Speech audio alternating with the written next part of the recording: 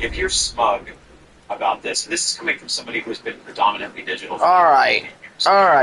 I lost power, But also, like, that is and now I just regained power, so I apologize. I decided I don't know what the hell. Collection of physical games with me. I went digital, but I also play video games on a wide number of platforms. And I think that's what separates me from a lot of people who are being smug about this. I do not just play games on my PS5. I play games on my PS5. Sometimes I bring up the PS4. I bought an Xbox, every PlayStation, every Nintendo console. Right. Launch day, I've got a gaming PC.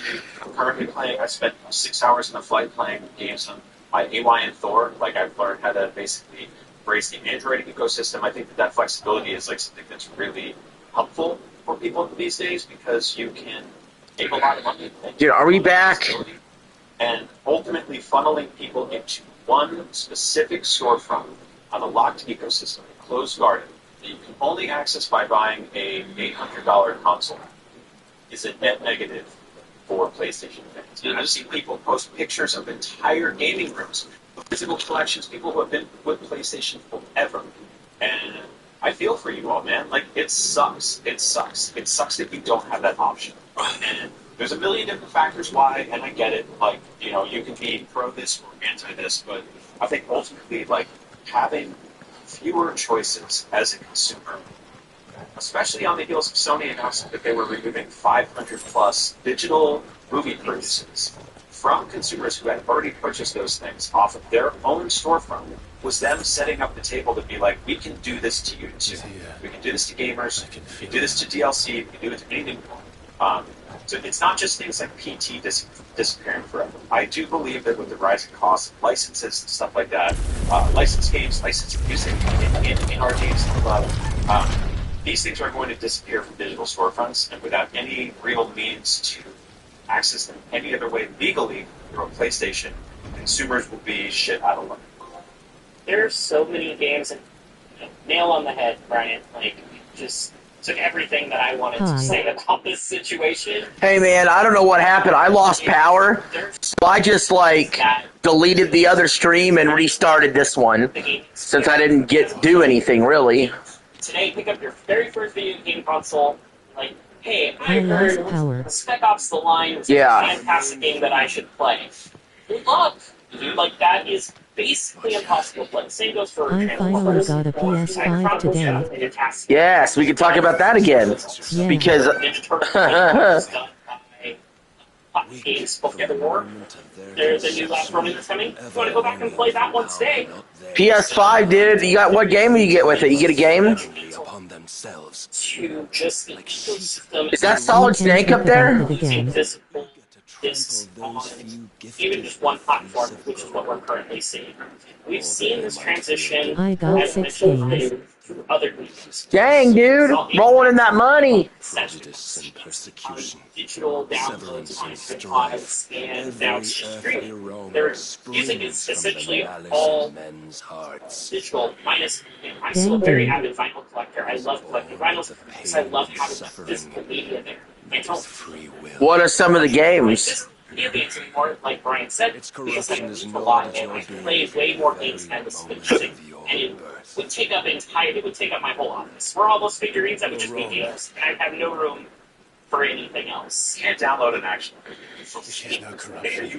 There's all sorts of 3D printing technology. It's quite exciting out there, Brian. We're really just What are some of the physical games? version.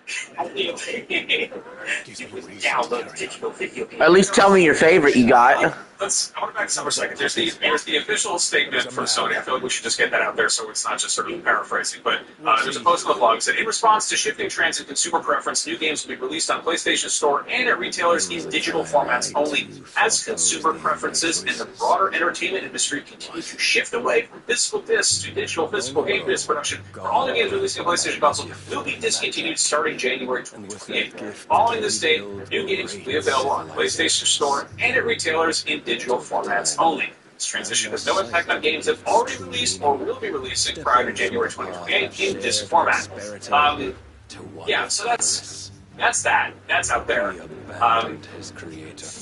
thing that's so frustrating to me is there's still a physical component. They're still shipping something to stores. Like you could argue that there's some level of like oh, they're doing it to like it's this to limit the carbon footprint or something. But they're still throwing plastic out. They're still putting GTA in a box. It's not GTA. It's just it's a picture of GTA that you don't on your phone. No, it's like in private jets were flown like drones on it, right? They're just flying around all day and they weren't even bringing anybody.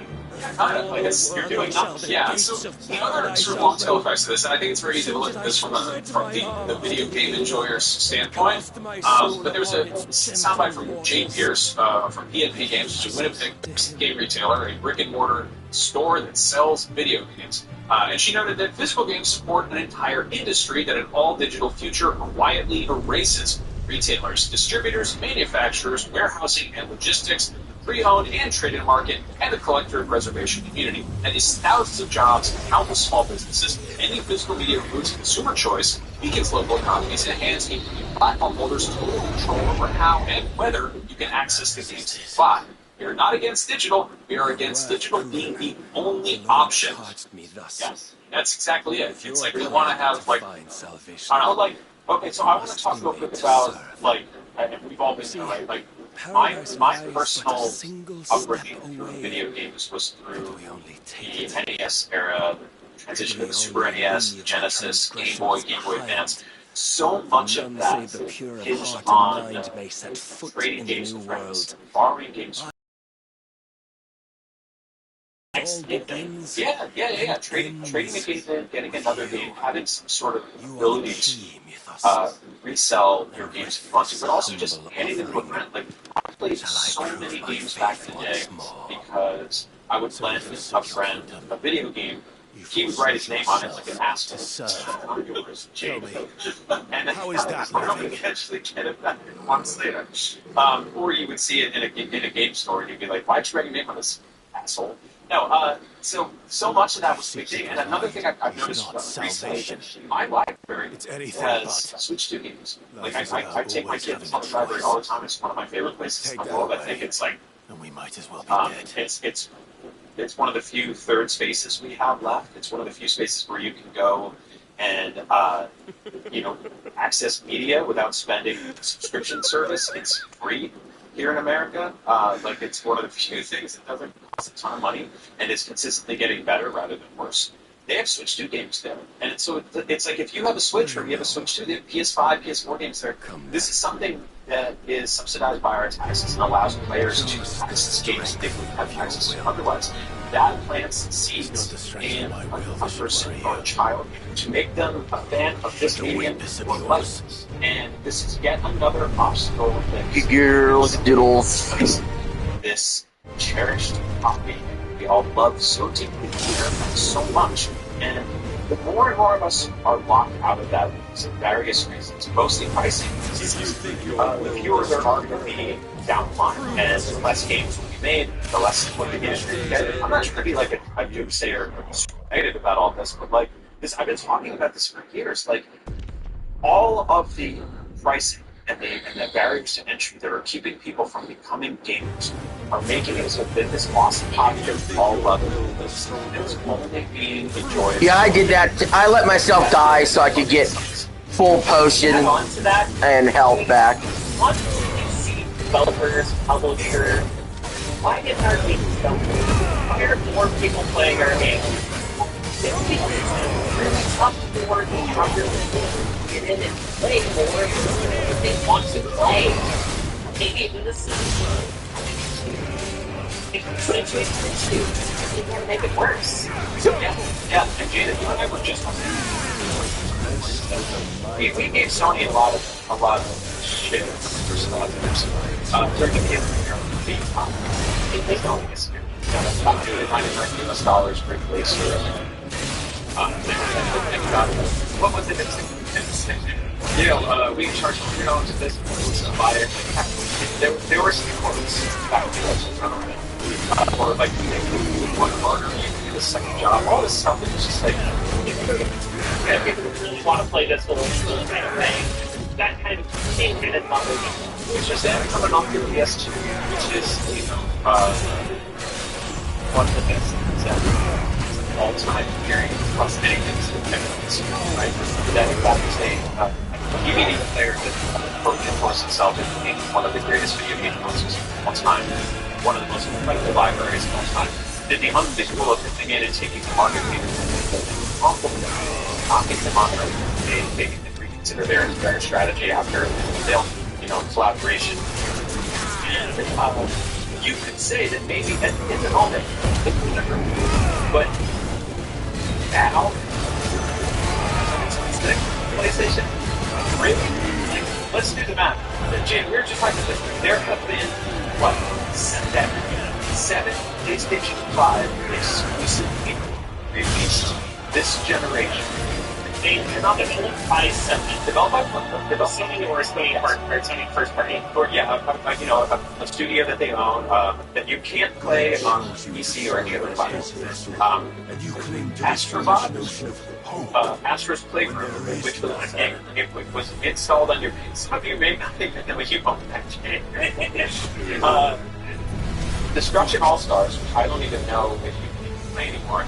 Demon Souls, amazing game. It's been that game for hours. God of War: Sons of Sparta, which last check I don't really think you needed the power of the PS5 Pro to play. It's a 2D side scroller.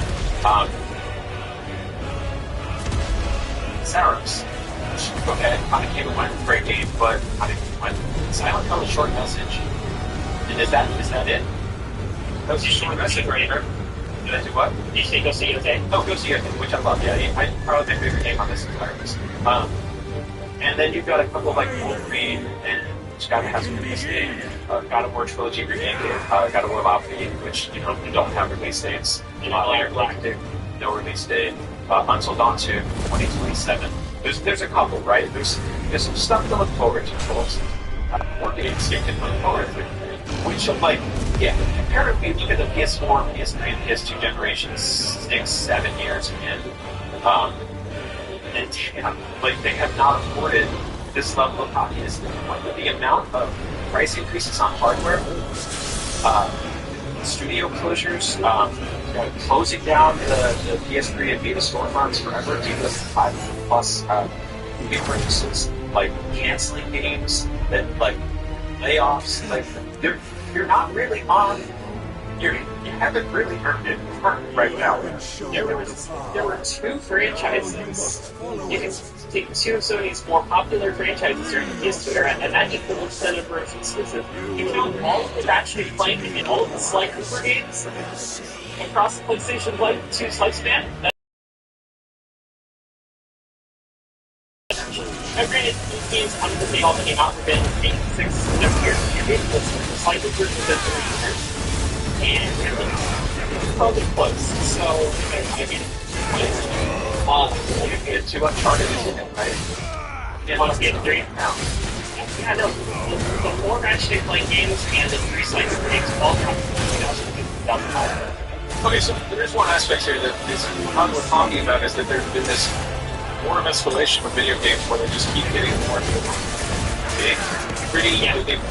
The middle is like you put a PS2 game on DVD and they fit on there, and now it's like, I can say this is devil's advocate. It's just the logistical, for sure.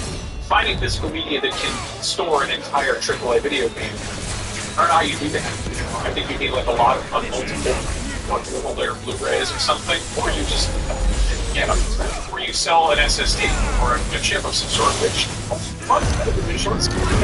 that's all very expensive. So I mean, in a sense, games have kind of painted themselves into a corner of being digital being the best option. I guess the difference is, and I think it's interesting, I think the logistics of actually fitting, you look at you need to basically need an entire launch PS5 like that. The difference is I think that when this effectively works as like a temporary license to whatever the console is attached to, or like you look at Nintendo Switch's game key cards. Those things don't just become you can take that disc out, you can sell it, you can give it to somebody else. It's no longer stable on their account. Oh no, yeah. You have the flexibility, even if it's just $50 as a key in the door, and you still have to that you can download on your iPhone to get that. I do think that there's part of it is like this is part of the program.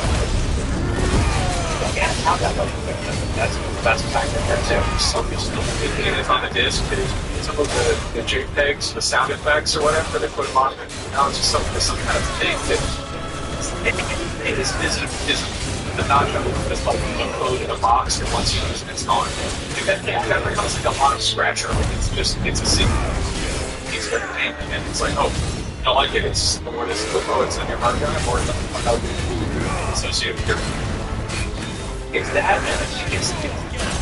It's like I had been reminding the depth of physical media, or basically just this conversation we just made about this is like a secret one of those things folks are pointing out is that GTA 6 game, right? You get the Ultimate Edition or the Deluxe Edition. It has the Costco's that you can only get into with a special card. You admit defeat. Those like $100 or $110 for a video game 10 years ago used to get you a game on a disc, but would also get you like a deluxe edition that had statues, apps, all this stuff. And so losing all of that, I think you're going to like because look, we're gonna see stores post with this, right? I'm buddies with a guy who runs a local retro game store.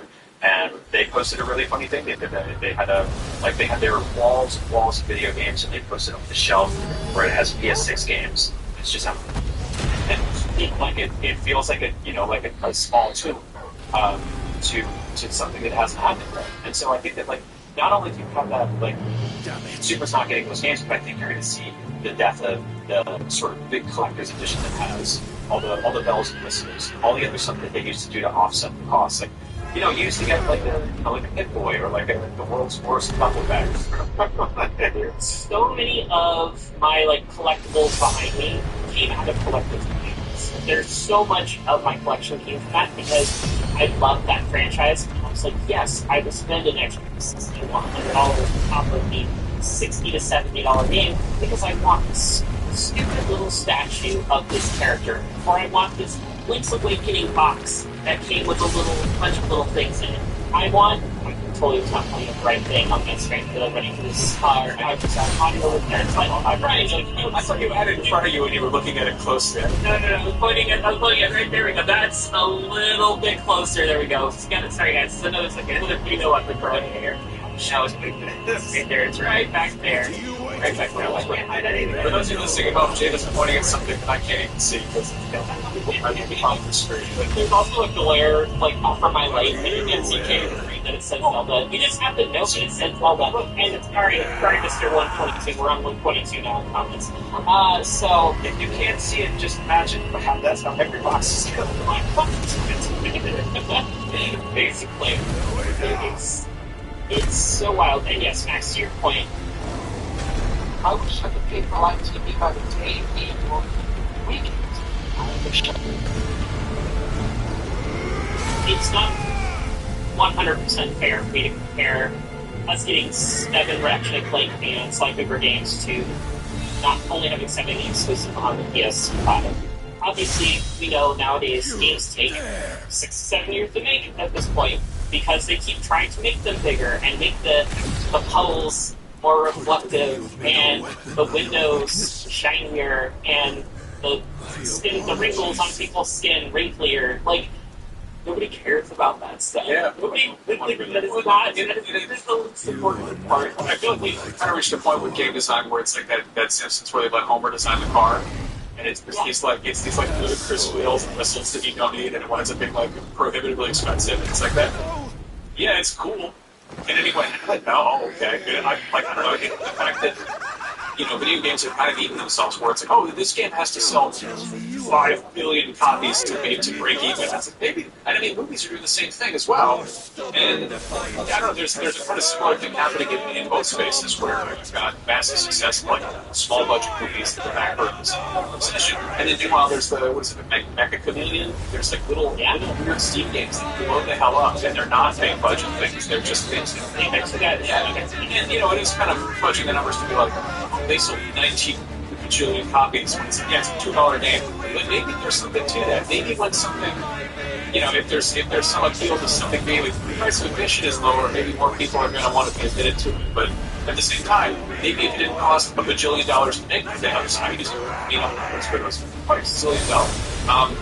If it costs that much to make, then maybe it's not going to be the end goal. Maybe you don't have to lay off 3,600 people if video games don't cost $1 billion to make. It's, I don't know. It sucks that this is the long tail effect of this. There's a lot of factors here, but my local library has video games you can rent to, which blows my mind. If I did that when I was a kid, I would have lost out. It's like, you know, real broke, but I don't know, a lot of my friends are having stuff in the library. I think my local library, you can just check out a PS4, which is wild to me.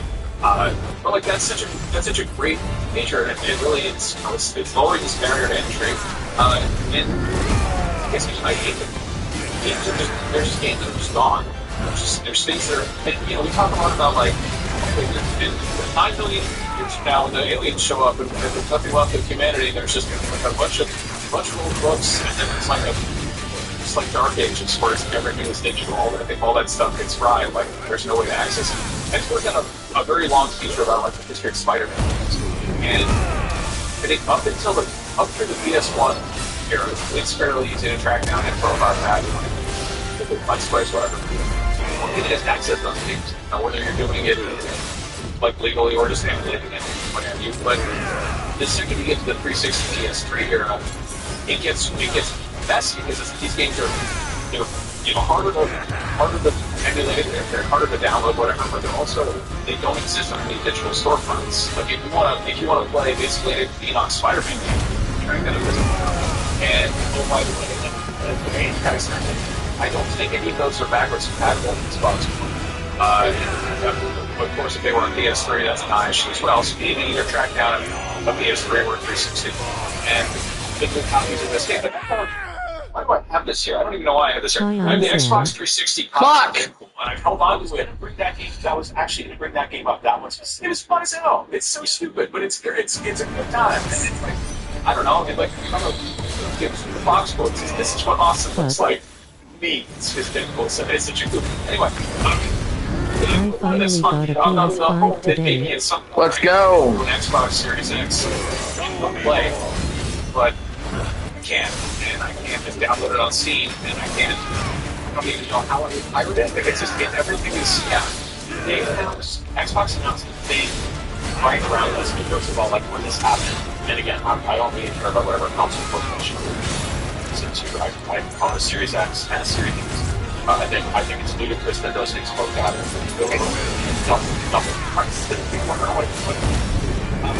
But I think a lot of people would spend time like which is Xbox is the console. Salvation and Xbox has been good for media for a long time. Go into any brick and mortar, pick up Best Buy or Target or whatever, which is weird because they're like my Target last time I was there, it was like 10 kids of about 3 or 4 years older than my daughter, and they were all in the vinyl section, and it just blew my mind. You know, you bought it in your own shirt. I'm like, okay, cool. Like, yeah, we can review for that. Xbox announced that they are basically working on some pilot program which will allow you to transfer devices from physical games to a digital game. Which I think is a pretty decent thing for it, and it's most likely, assuredly, a one-way and that doesn't continue to be dead forever. In terms of getting it to something else, but at least it's on your account. There's no facade of ownership, right? And I think that's what like. So I was at an Xbox Game Pass subscriber, getting price tags. Holy shit! What the fuck? Looking at my ownership there, or lack thereof, there's not a lot going on. And same with like PS Plus, right? The second you stop, paying for that every single month, and then you switch online and stuff like that, you're gonna lose access to all those games. And so this has been the ultimate dream that you have for a really long time. Is to make it so you can't any of the classic games unless you gain a subscription for access. Like my brother hit me up a year or two ago. It's like, you know, I really want to get my son into like Nintendo games. And I sent him a Nintendo Switch and a box of the Switch on it. Thanks. This is kind of funny. Yeah, I totally get it. It's like,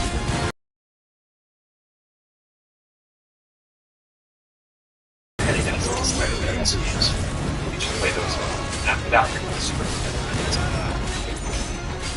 Yeah, man, that used to be the way that I think people would access 100 games for a really long time. People seem to run here, but like, that's not going to happen. They're concerned with that. I haven't seen too many further. Well, what is on there? 16. Oh, it happened. Yeah, you know, take a break. Maybe go to college for 4 or 5 years, so you don't log in your and log in stuff because you possibly did it. It's a quick time. Yo, Sam. And somebody else on that down to the coworkers now, I think they would customer support won't help you because you don't have a great way of proving that you are the owner. It's just get stuff. Back in the older days, people used to just take your shit. They would come to your house and physically take away anything, and now they come in through the phone lines. Yo, Sam. Like Alex Mack or something. What the fuck is this shit? What the fuck? What the actual fuck is this shit? It sucks. It's like there seems like there's so many little obvious things that would make sense. Like maybe if Sony wants to, you know, glorify the stuff it has on its console, maybe they could re-release small games. Maybe they could make it so you can just play an old game for not that much money. But the audience for something like that is minimal. Like it's yeah. Also, I want to say something real quick. PC has been digital for as long as we've seen, right? It's been a really long time since people have bought physical discs. And around the recently, yeah, it's stuff that's and you know, we all video games from the video games section. You see your gas boxes, like they're like there were like 6 discs in them and stuff like that. And so much of my making PC growing up was getting shareware. That's just access to PC. But like you get a disc that had basically the first 4 levels of like 50 games on it, and it could be you know, the first chapter of the video, a pop-up that had rest. Mail money to this audience. Mail money to you know, and they'd be like, we're a digital picture model like John Romero and Chevy. You know? And you'd be like, I think this will work. Grab that month and you shove money, get that 10 over, and 6 months later you get or you never get it. But let's acknowledge that, right? Like, PC gaming is all digital for a while. Why? Why is it? Because it's flexible. Again, there are multiple storefronts on this. Hit and run, based on disorders, the Godfather game. There are so many licensed games that are now called abandoned. And abandoned. No, we gotta kill him first. We gotta kill him. It's a licensing. And so they dissolve completely. And it is no longer available. Fans, as they always do, the most hardcore passionate of video games more than anyone have gotten together and observed these games in a way that you can access them today. And so it's not just piracy, it's proper one. And it's not just that. It is, we want to give money to these publishers. No! To have it going like network plays and stuff like that. Again, or do I find the advantage that I get it running on a specific platform? And that's so PC, yes. Is it a technically a walled garden? Sort of, but it's actually more like, you know, 7 gardens that are in a complex all blocks. They're all connected. Yes, they're all connected. Whereas on the PlayStation, you've got the PlayStation Store, and that store is down, or you're locked out of your account, you can't access those games. And so again, I guess like people who make more towards a system like the PC is there is AI data centers, chips and all that stuff. More expensive. To get a gaming PC on the level that you get by it's just so possible. It's not funny. We just saw that with the Switch prices being announced just 2 weeks ago. And so it's not it's not all butterflies and rainbows there, but have at least. And so I think that ultimately, like, gamers are going to find their way there on PlayStation. It's the very least gaming drivers, reason why you need a PC, right? And for PlayStation, I think they're creating fewer reasons to buy it. That's part of the reason the PS2 was so successful, is because it's also a DVD player. And then to a lesser effect, the PS3 was I think it's the best selling movie player ever, but it's still like, and that was before people were, that generation started, people hadn't really jumped on Blu-ray, and then they ended, people that got on Blu-ray. Just here to look at. And the PS4, again, was originally used as a streaming device for people who weren't just playing games, but it still had a drive on it. You could put discs into whether you were games or movies or audio. It's been an art particularly because it's like, I want to show somebody a movie, let's just go visit something like that, and it's actually kind of consistent in things tracked out, and it's baffling because you think the digital will be the solution to that, because it is, you're not limited by, they only made 1,000 copies of this thing. It's like, no, they make infinite copies of this thing. It's just that. It's just a bunch of chips and stuff on the server somewhere. And they're not passing with things. They're not like, we saved a bunch of money by not doing this, how the digital games are treated. Like, they're more expensive than ever. There's one of those weird things, usually when a company has to figure out bad things like this, they usually have some sort of like, hey, so we know you're using this, but to compensate, here's something to make you help take medicine of what they need to. They don't do that anymore. They don't care about that. To Brian's point also around the PC having multiple stores, PlayStation is just finished dealing with the settlement over prices on their digital store. So, what exactly, like, how is this? I don't know about this settlement for digital sales on PlayStation. Does that mean we're going to consistently play Vietnam and other things? I would hope so. That would help. That would help create some more competition and see on market, I guess. I don't know how it works, but it's really weird. Competition is good. And it is. Holding these accountable for stuff is good. Like, the reason that iPhone stopped having the little, like, cable first because use the USB-C, everybody uses the same cable. And, I don't know, I think that's improvement. I think having the same cable, I remember there was like, there was that 20 million years ago about like, if Apple, it's got like, instead of having multiple pedals, it's just got like one pedal to press down.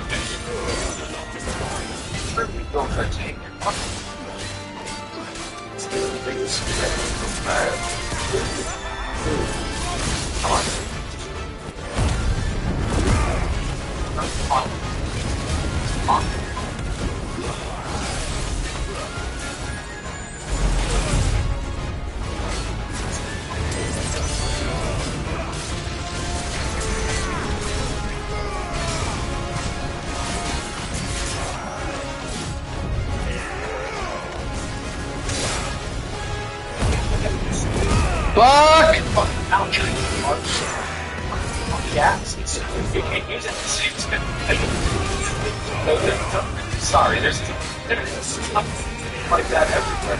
And like, yeah, competition is good. I think Sony smells blood in the hole of Xbox. I think that they're seeing the chaos that's happening over there. They're seeing that they are absolutely. I think they see Nintendo as a threat to competency in terms of like graphical fidelity and parity. Like the Switch 2 is the strongest thing they've ever made, but it's not at that level. It's no conversation around GTA 6. And yet some of the biggest games, biggest third party are really happening on Nintendo at the same time that they are on Xbox and PlayStation. And yeah, so I think that this is them being, what are you gonna do? not buy the PlayStation. We'll switch to is get a bunch of PS4 games.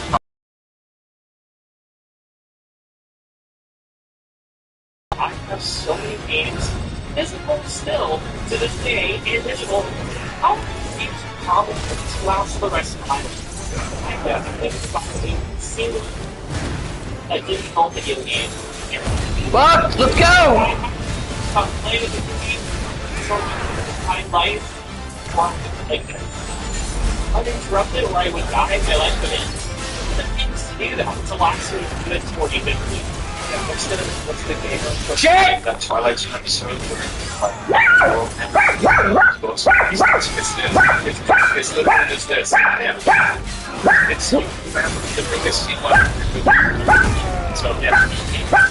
I think that's even too, right? Like, I've got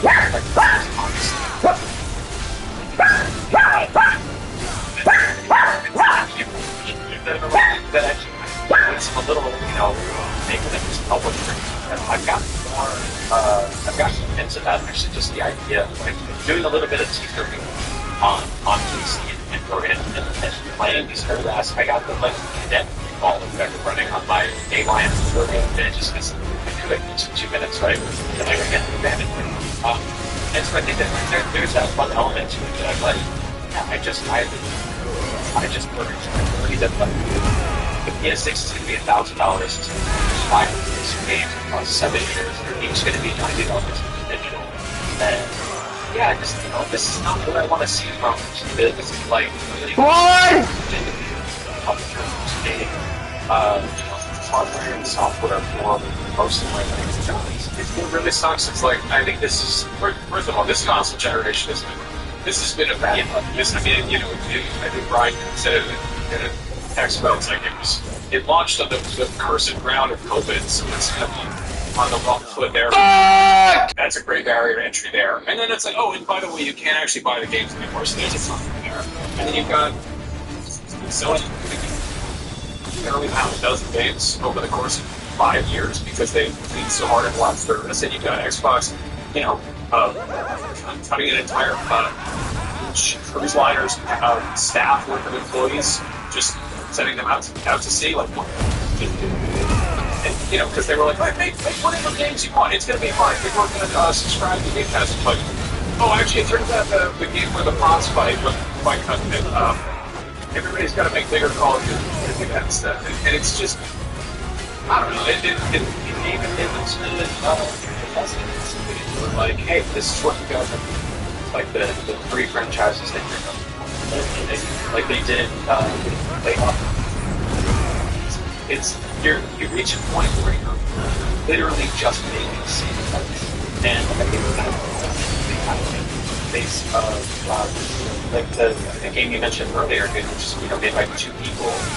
And the Mecha yeah. Like having like Mega Bomb and stuff like that. Like there were games that come out and like heck is this? And I mean, even Hollow Knight, right? It's a small team, right? And then the Hollow is a small team. Like, I think if everybody is just forced to make franchise games, like, I don't want to looking ahead, with all this stuff that's going on this console generation, and here's what we know about the PS6 coming up the pipe is that, I mean, I guess that this digital thing going into effect would suggest that if you were looking at a launch for this thing, but yeah, also the fact that the PS5 just keeps getting more expensive, just think that this thing's going to be really expensive, and yeah, I don't know what games are really going to be playing, and I think it's going to push more people towards PC, and something's going to feel more in some sense there. I mean, they're going to be fine. They're going to still somehow. Hey, Sam. I really don't, the box office numbers for the Fast and Furious movies, and each subsequent entry is higher than the last two, and I was like, what's up with that? And I was just take this up one hand and see how well I'll watch the movies. And after on Amazon on Black Friday or whatever, and you get like 11 Fast and Furious movies on Blu-ray for $7 or something, and I was like, yeah, shit, oh yeah, let's do it. It comes in a box shaped like a tire that makes noises when you push a button. And they put it in the release those every fall, and like nobody here, like me, are just like, what's going on over here? Oh, they don't take this for a script. And like that's how you know that appreciation. People want me to buy a PlayStation 6 day one would probably buy a PlayStation 6 year 5 had it gone down in price, but based on what PS5 is doing, that's not going to be a thing anymore. There are so many people who I'm sure would be like, hell yeah, I'm buying a PS5 this second. I hear about GTA 6, and they just looked at how much a PS5 costs, and they were like, what? Why? You know, like that's, you look at when San Andreas came out, the PS2 was like $100 or something. And so it's crazy. I mean, they showed that 20 years ago, but like, we showed that graphic episodes ago about like what console prices look like 6 years into a 5 console generation, and like they were like it was like $250 or whatever to get it. Like, I talked to them this a couple weeks ago about like was it, I think a year into the Super Nintendo, like Nintendo put out that top loading video that was like $49.99. And it was just like, hey, like, look, you know, welcome, and come one and come all. Like, everyone should find a seat under the big tent that is video games. PlayStation used to be really good about that too. And yeah, they've taken that as a gift back to them. Just, I guess maybe they just didn't see the return that other companies thought with their little pretty consoles. Yeah. So going back to the conversation about the digital of this stuff, there's one soundbite here. Pull up, which is immensely depressing. But Robin Jew, who's a games analyst at Bernstein, told the Financial Times, if gamers and preservationists had bought more physical games, Sony wouldn't have seen the digital sales ratios that justify this decision. Digital game sales carry essentially 100% incremental margin, cost of physical package shipping to markets to be more than 20% of the sticker price. So, yeah, I mean, we're part of the local minority here. Like, we want the physical thing. We want to play old games. There's some people there who don't give a shit. They won't play Roblox on their phone. And you know, if there's a cool thing coming to PlayStation, they'll be like, yeah, I'll check that out. But you know, it's the path of least resistance. If you have to go to the store to buy a thing in a box and put it into your console and wait for it to download, is that more appealing than just pushing a button on your console and waiting for it to download? Like people, you know, we're getting screwed over because things got too convenient, and that's, well, I think part of that is victim blaming, because it's like, this is, you know, and this is somebody who grew up collecting physical games. Basically, they as an actual package, they became less enticing. It wasn't just like, you know, the game, the disc that did not contain the whole game. But it's such a low bar now that people were like, all right, Rockstar, if you're going to charge me $100 for a disc box, it better come with a fold-out map. And it's like, for every other GTA ever, you were like, well, yeah, that's no brainer. Of course it comes with a fold-out map. That's their thing. And this time around, we're like, I don't know, probably won't. You know why? Nobody uses fold-out maps anymore. That makes sense for Skyrim when it's like old medieval times, but like it's like I think they all learn what GPS. Hell yes! GTA games, like that's they should put out an app that's just Google Maps, but in GTA 6. That would probably make more sense. I know, but it doubles it. Like people use it as a poster to keep saying. I know, I'm not, you know, a tchotchke. There was that period of time where it's for that. There was the golden era. In the golden era of games where we got games, they had awesome booklets. I remember as a kid riding home with a brand new game, and the whole ride home I'm reading that booklet from start to finish. Yes, so I know exactly what I'm doing when I start playing this game. Exactly. And we got on air. Yeah. The Big Mac. And then we got to the era where we stopped getting manuals, booklets, whatever. And some people were like, what the heck? Most people were, okay, fine, whatever, I didn't read those stupid things anyway. And then we got to the point where it was just nothing in there. You just get the basically... You get that piece of paper that's like, don't electrocute yourself. Exactly. Yeah. The warning. And it's if you get in French, and you're like, all right. Do not, you know, this is not a toy for children. Yeah, this piece of paper is not a toy for children, I get it. And it's so bizarre, just... Yeah, no, I mean, it's weird. It's a drag. And also, I mean, this is so much about the act of engaging with the media, with the video game. Which again, video games inherently are media that are pushing back against. Like they are trying to fight you tooth and nail to keep you from finding out the end of that story. And that's kind of the appeal. That's sort of the charm right there. And I don't know. You know, Brian, you talk about kids going to like the vinyl section, looking at records, and like. There's a totally different appeal to taking out a record and putting it on and doing it, you know, put the needle down and you listen to the record. It makes you actually kind of appreciate the media you're consuming a little bit better. And I don't know, you know, there's the people who You can go to 7-Eleven and get a coffee right out the door, or you can go get like a little pour over drip press thing. And there's this whole ritual around it, and like that's not something that should be discounted because if something is like regardless of what the thing itself is, like you can still do pour over coffee with really bad coffee. Like, you can get a beautiful leather bound book that sucks. But, you can listen to a very bad record on a record player, but there can still be some enjoyment over the active engagement. And I think, like Jada, to your point about manuals, yeah, there's a certain charm about getting a physical game and having it this way. Put it on your shelf. Maybe you get the steelbook. Maybe you get a cloth map. Whatever it is, there's something there that is lost. There's some part of engaging with this, this piece of entertainment, this work of art, whatever it is, and it becomes disposable. It's just it's such a drag. Yeah, and there'll be people in the comments on this talking about how it doesn't matter because they've been all digital forever, and I am too. But I think that if there's any takeaway from this conversation, it's that I hope people understand the nuance and the amount of how important it is to have a bunch of different entry points into this hobby, right? And time will tell. Like sales of digital versus physical have obviously tilted in a scale that has brought us here today. But will the future of PlayStation consoles be as strong as they used to be? Will PS6 sales be as strong as PS5? Like, what will be the factors that are going to make people go, I need to buy this thing on launch day? Because we looked at this generation, and people really dragged us to get over from PS4 to PS5, and some just didn't, right? It took Sony a really long time to sort of tilt and go, hey, please come over here. And part of that was them being like, we're making cross-generational multi-platform first-party games for the first few years there, which made it, outside of the Astrobot that came packed with Demon Souls, and their PC ports and stuff like that, they didn't really give people a ton of selling points to come in and get a PS5 this time around.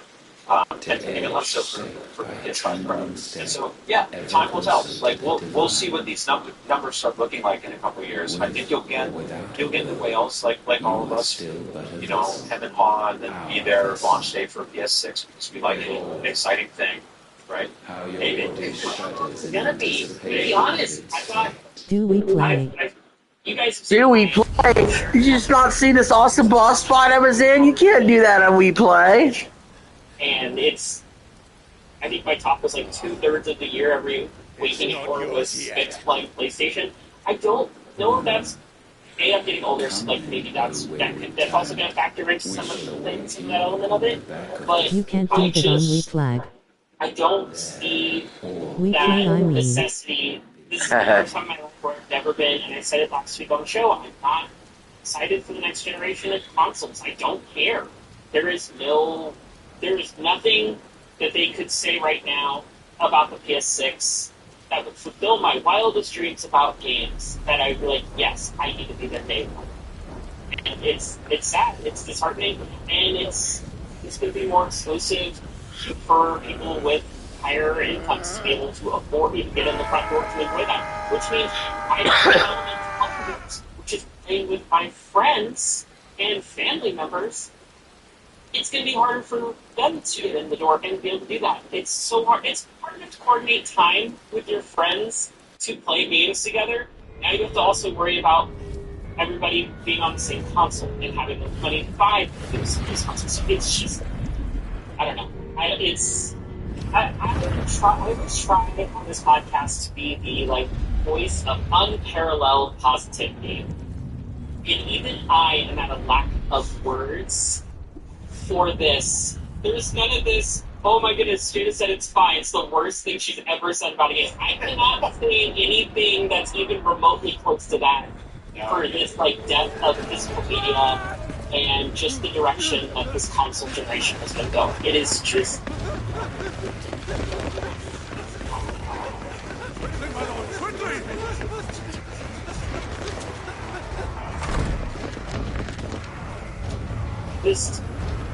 horrendous. It's not just you just nailed it, right? It's not just that one thing. It's that one thing connected to all the other things that are making it making it so that your friends, your family who might have been there for the next PlayStation are like, I'm going to impulsive decide. Like everything is a Ferrari now. Like, I'm not going to get a car. Get a bike. You get a bike. Go get a fridge. Alright, so shifting gears, one little tidbit, I do think it's extremely funny and sort of sad that the first thing that the PlayStation Twitter account posted after this announcement, they got everybody's, everyone's mad at them, and they were like, what do we have up here? Sitting in the station. They were like, check out. They were like, switch out lever gates with ease on the Flex Strike wireless fight stick. And everyone's like, they went radio silent on social media for 5 days, and they came back and they were like, hey guys, here's sitting there, address me. Alex in the room or respond. Yes. Yeah, some of the responses are meaner spirit wireless fight stick, more like spineless corpo. Oh, it's a bunch of people stockpile out of that, and like, did we see the entire Naruto? They put their banner on their socials. No. They changed their banner to Intergalactic, but it's the hand grabbing the CDs that we saw in the trailer.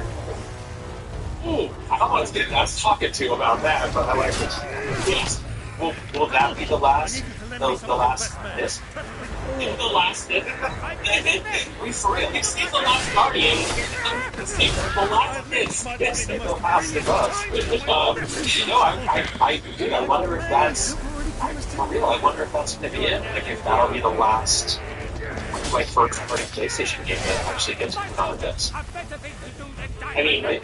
Like somebody's got to be the last one. I feel like it's either them or God of War Rocky, right? Yeah, to get this right for first party. And I know they said in their statement that PlayStation games are no longer to be physical. I don't know how well they can hold third-party companies like Hello. to stop making physical copies of their games. I don't think so. If they make a PlayStation 6, it just doesn't have a disk drive. Yes, so like next console generation, yes. Yeah. But PS5 wise, I can imagine because as we were saying just a bit ago, we constantly get cross-generation games that are, on both, I imagine, PS6 will have games for PS5 and PS6. Are we going to just not see physical copies? Sam in the chat. Will they be on for PS5? Where's Eli? There's so much Who's got the #1 badge? I don't. So 99% of PS4 games work on your PS5, right? And I'm not talking digital. I'm talking like taking the disc and putting it into your system. Where's Elliot? And I it has to do. stay there the whole time. But other than that, like if you bought PS4 games, they work on your PS5. But if you bought Where the PS5 cheese? games, You said you had men garrisoned in well, your keep. maybe they won't work on your PS6. And if you buy a PS6 for $1,000, Commander? you have to spend another $200 on an optional hard drive, which is basically dead on arrival, except for backwards compatibility. That's crazy to me. It is crazy to me. Like, I don't know. That's the other thing, right? Like, it's not the backwards compatibility is such a big deal these days, especially with fewer and fewer big game releases coming out. And like, you won't even have that option theoretically. Like, I don't see them launching. You can quote me on this, but I personally, as of right now, as of this episode, coming off of this news, I don't see PlayStation putting out a disk drive-based PlayStation 6 option. Don't launch. I see the PlayStation 6 being all digital, and I see them potentially like, I don't know, 70-30 no to yes chance of them putting out an optional disk drive that you can plug in via USB. Oh, it would be a very remember that thing they put out at the tail end of the PS4 that was like the 2 extra buttons you put on the back of the controller? It'd be like a weird little vestigial. It'd be like a wireless fight stick. It's for a very select group of people who are going to buy that thing. Finally, one last little story. I don't want to completely just dogpile on Sony for this decision. There's other decisions they're making that are also bad. So remember how they did all that the PSN requirements when they put Helldivers 2 out, or it was one of the God of War, whatever it was. They were like, you can have we're happy to sell this game on Steam. If you live in half the planet, you can't play it. They're doing that again with Marvel Tokon.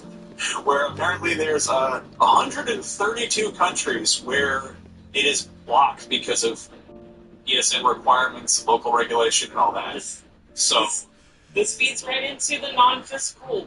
People in these countries would be able to buy a physical copy and play it, but digitally, just not going to have access to a bunch of games, which means lobbies are going to be smaller. And for a fighting game, which is one of the most popular niche genres, and I'm not saying that in a negative manner. I love fighting games. I'm in the FGC. It's still a niche thing, and the more barriers you put up for people to get in to play this genre, the less success the genre is going to have, and the worse it's going to be in the long run. fighting games are also like one of the few genres that is still like easy to learn, hard to master. Yes. This is there's a reason they have such like international, like casual and hardcore appeal. It's like they arcade cabinets, you put it in a bar, people figure out how to mash the buttons right, play it, do cool stuff. Can you imagine what Street Fighter would be like if they didn't have any characters from any of these countries? Be a lot smaller roster, you know.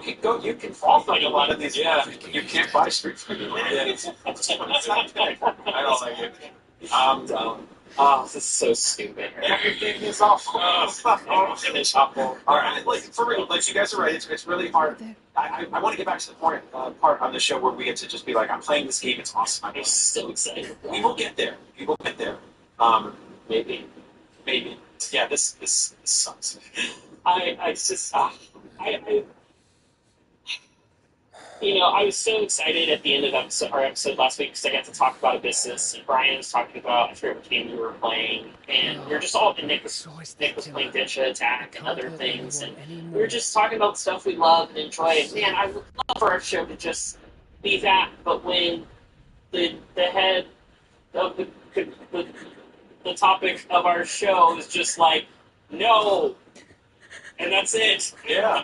Okay, let's try to end on a high note. I don't want to be too negative. I don't want to be too down. What is something that makes you happy right now? Anything. Magic the Gathering.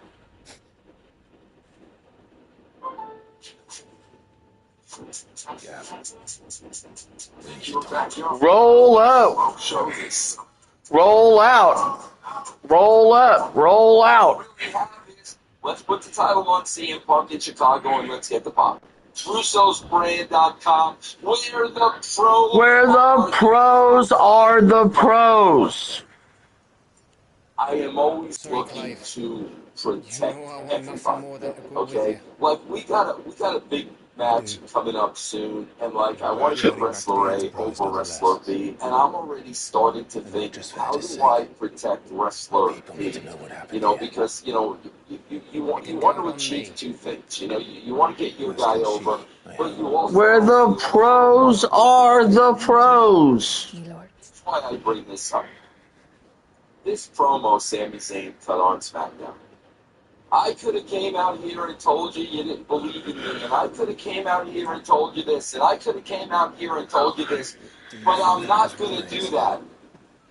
Bro, now you literally look like a jackass cutting that promo because you lost the title 2 days later. So, yes, bro, everybody was right. And everybody was 1,000% right who said you couldn't win with the title. You had no credibility. You had no this. You had no that. You go out and cut that promo, and then you lose the title 2 days later. So, yeah, bro, everything that we're saying was right. Because basically, the way this laid out, it was a fluke. Now, I'm not putting any of that on Sammy. I'm not, because there are producers. You know, producers have to give them some lines. They've got to produce that interview. They've got to tell Sammy what to say and what not to say, what might hurt him. But the fact that he's going out, cutting a promo, I told you so, I told you so, There he is, the man of the hour. Too late, 2 days later, freaking buries the guy. And these are the things that I'm talking about with the WWE, man. All things like this, I would be looking at through a microscope. If I know Sammy is dropping the title 2 days later, that is going to come into big consideration when this guy is cutting this promo so he doesn't wind up burying himself.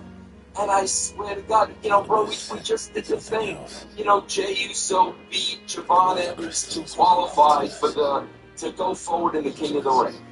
Then Jey Uso loses his next 2 matches. So, like, now you make because now basically, if you do the math, the guys who beat Jey Uso could also beat Javon Evans. It's like if you're going to put Jey Uso over Javon Evans, that is an up-and-comer, what good are you doing to then turn around and just beat Jey Uso? Like, these are wrestling things, bro. These really aren't writing things. They're wrestling things. And again, bro, you got Trips in there, you got Heyman in there, you got Hayes in there, and you're going to have a guy go out there, I told you so, I could have came out here and buried you fans, but I'm not going to do that. 2 days later, he loses the title, so yes, Sammy, everything they were saying was absolutely true. But no, first let's say it, so. You know what? I told us so. I told us so. Quite why he needs a vessel. Yeah, man, SmackDown is a pretty rough watch, and Raw starts the same way. And, those are all the excuses for the soccer match. We'll get into that and everything else, but when it comes to the Sammy stuff, resilient enough to channel and even Yeet losing, he's about to lose, take more heat than he's ever taken before.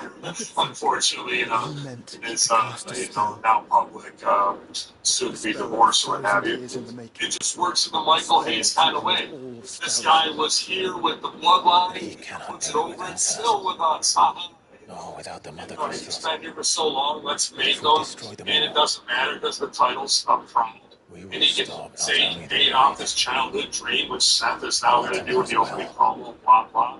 And Triple H goes, you're just not smart enough as fans. Like, you fans are stupid that you're getting all wound up about this. Just enjoy the show. Even though it's episodic TV, forget that it is. So what is this really? These are house show pops for DEI crimes. Whether it's Sammy going over and Saudi because we need that to have babies up, and that's not a real decision when they're paying 10 times what your show is worth, to get that over, only to then go, we're going to Chicago and Punk's been secretly, drinking some Florida water and working out twice as hard so we can pop that crowd. Because we don't really have a plan for anybody going forward. Or the plan is just to book wrestling. Oh, let's see where we're at on main quests. Let's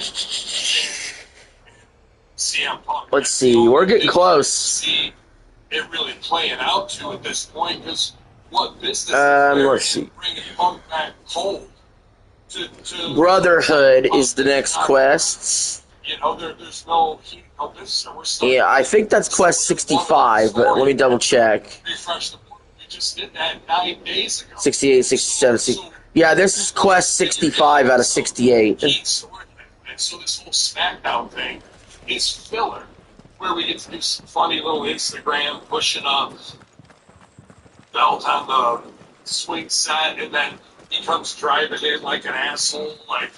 I thought this guy was supposed to be liked. He's Mr. Everyman, like the one for the good guy. And now it's like a smarmy in your face, I told you so, like, even though it's backhandedly served. So SmackDown is rough all the way around. And really it's because we've got these rookies on the show, and then we're doing with our top guys plotting predicated stuff with no action involved in it. Just words, trying to justify house show choices that they're doing title switches. Amazon offers our employees health care for $5 a week with $5 co-pays. Yeah. You were right. And I swear, I talk a lot about this with Al Snow, and Al doesn't even call it a pop. He calls it like a momentary. You got to build to a pop. That's what a pop is. A pop is to build to a pop. Then you get the pop. These are not builds to pop. This is like a momentary moment. That's what it is, bro. And this is what this company has been doing forever. I just said, bro, a pop is a moment. It's a one-off. It's a one-off. A pop is a one-off. A story is like a lifetime. Don't tell If you have a good story, you're going to be talking. We're going to talk about, bro, we're going to talk about Andre ripping the chain off Hulk Hogan's neck until people don't know who Hulk Hogan and Andre the Giant are. Rock Hogan looking at each other, and you can feel the room come off the floor. Yes, that's what I'm talking about. That's the difference between a story and just for the pop. And you know what blows me away about all of this? Here's what blows me away about all of this. Road work. Yeah, well, the road work is one thing, but bro, they are making something so complicated when there's so many quiet. That is they're making this higher than it is. They created a system and a foundation that everybody is running into each other. There's too many people involved. There aren't enough hours in a day to come up with freaking creative. And they've just created this absolute mess. So now at the end of the day, all you really have is, let's put the title on CM Punk in Chicago and let's get the pop. So, fans that are arguing about the deserves it, this guy's bad, none of that is figuring in. Their main thing is what city are we in, who's paying the money, and what can we do, and no building will ever be bigger than the company. This is the example of that, where SummerSlam now, we got to get from here to middle of August. That's only 5 weeks away. What story are we going to tell? Is Cody through with it? Next week we hang it and do a ladder match for the title. Like, if we're lucky enough, we got to kind of continue to hate out this fuck to stay on a 5-week run while Sammy has 9 days. And then so really I would take it off Punk and at that time it's showing match that anybody was winning. You know what I mean? Do we play? He had 3 days. Punk should have it for 9 days. Looking good. And then, I'm not sure where we're going, you know. No, I'm thinking like, bro, I think Sami Zayn got the picture. That's it. I think, well, that's what I'm saying. That you really just did it for a knee, and then you show up the Saudis, and you got to be champions.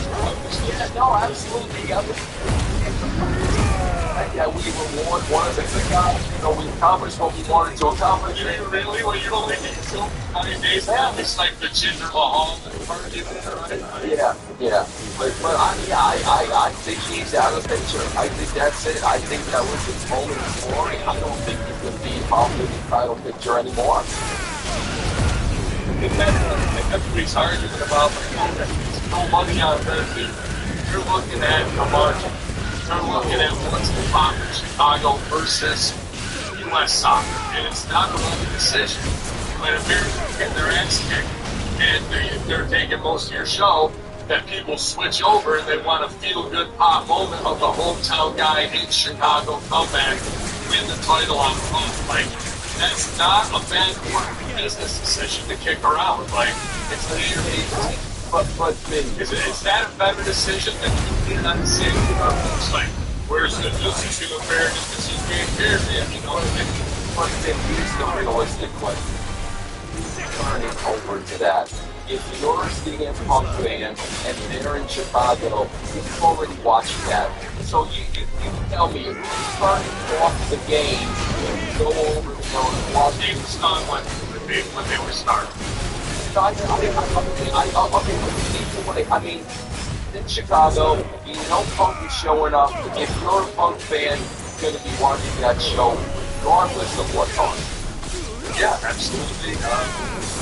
I mean, don't know if you think he's coming back. They didn't advertise him. Yeah, that's the other thing. Like, they did the pop on the race up and docked and he's walking in. And then, you know, they're telling me to walk through the streets of Chicago in his gear. And walking down Hall saying, hey boys, how's it going? matches. I would like to see that. That was good. Yeah, the panels are impressive.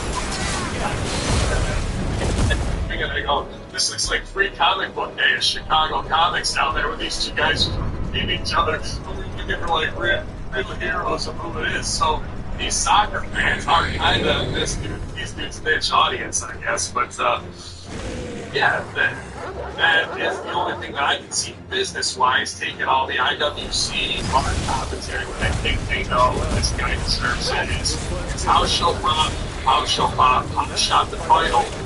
Kobe's still in the mix in some way, right? So, game, handle it to him. And then we have a multi-man match. I'm just trying to set this up live for some respect. If there is no storyline, no heat, the storyline has to be that anybody can win like that. So just go off the way with it. They did a good job in ECW with that with Mike Awesome, Sano Tanaka, and Taz in the triple threat. And Taz was the first guy eliminated. We thought it was my name is champ. So you really forget a new champ with that. But it's a little different with that match work and so that's so they feel good. It's like, I have this maybe I would say we've been on the Punk and Cody Rhodes.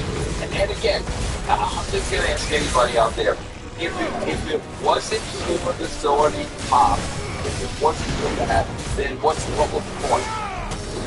What was the point? Because that's not what it was for. It's garbage. Yeah.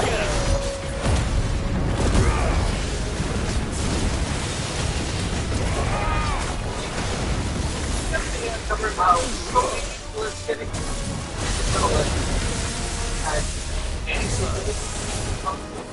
on their posting now. It's amazing. Going for the all going in for it. And then they see it. Why? They're on by. And then they decided, and oh my lord, get fired of the they feel good. Let's start with what they do. What do you think? Switch out. Remember on the Lexus, fire on now. Shut off. Shut back. And I tell something. From everyone. Yes, public here's what they try to emphasize.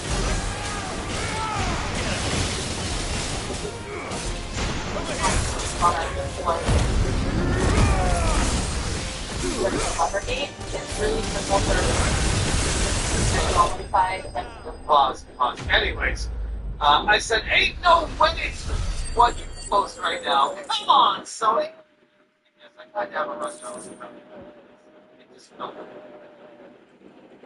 We know by Anderson's Fibrax material windows are scientifically proven to last. Fibrax material is 2 times stronger than vinyl, beautiful, and Looks like steak on a fat person on a hot summer's day. Many people have been watching Sony and the PlayStation brand very closely ever since the announcement that PlayStation would be ending physical disc distribution starting in January of 2028. Of course, there were many days of silence after that, but Sony has indeed been tweeting about things, and we're going to take a look at that and see what they've said and see what people have said about that.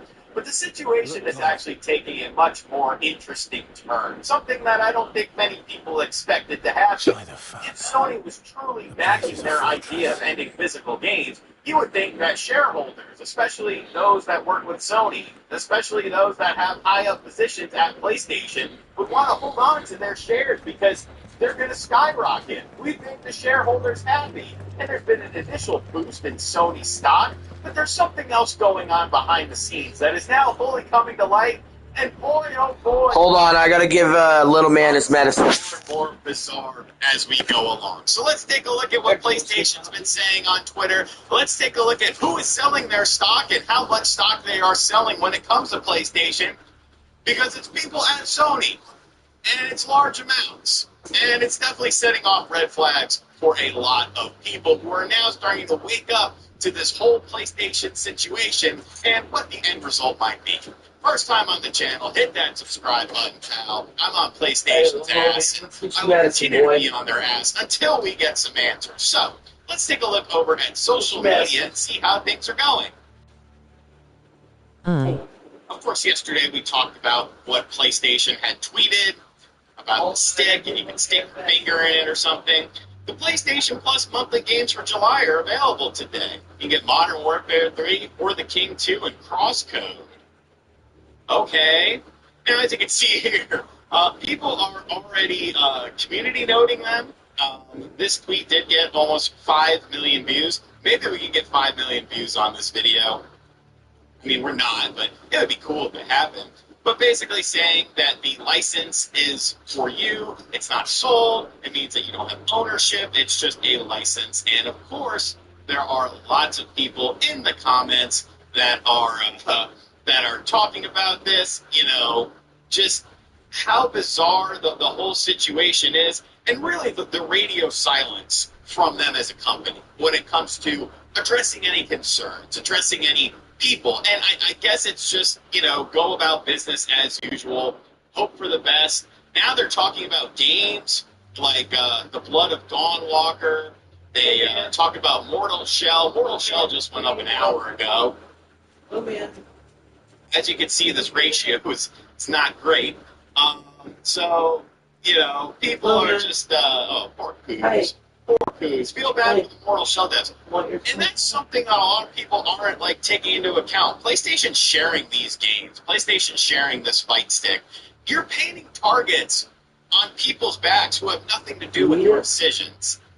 You know, I don't think the Evo guy, I don't think the lady who worked at PlayStation who was thrusted out there to show you this fight stick are to blame for these decisions. I don't think the people behind Mortal Shell are to blame for these decisions.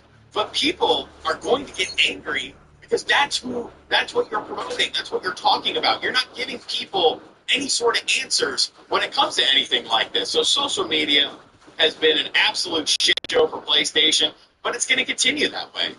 Like, I don't... Oh, here, look, a brand new tweet. As we're live recording this video, the neon-drenched Apex Legends Cyberpunk event goes live July 14th. Let's see how things are going here. We want physical games. Nah, they act like nothing ever happened. You know. Let's, this strategy of ignoring stuff isn't working, Chief. And that's what they're doing. They're essentially just ignoring everything. But are they? Is there something happening behind the scenes that set off flags for you? The answer is yes. We're going to talk about this.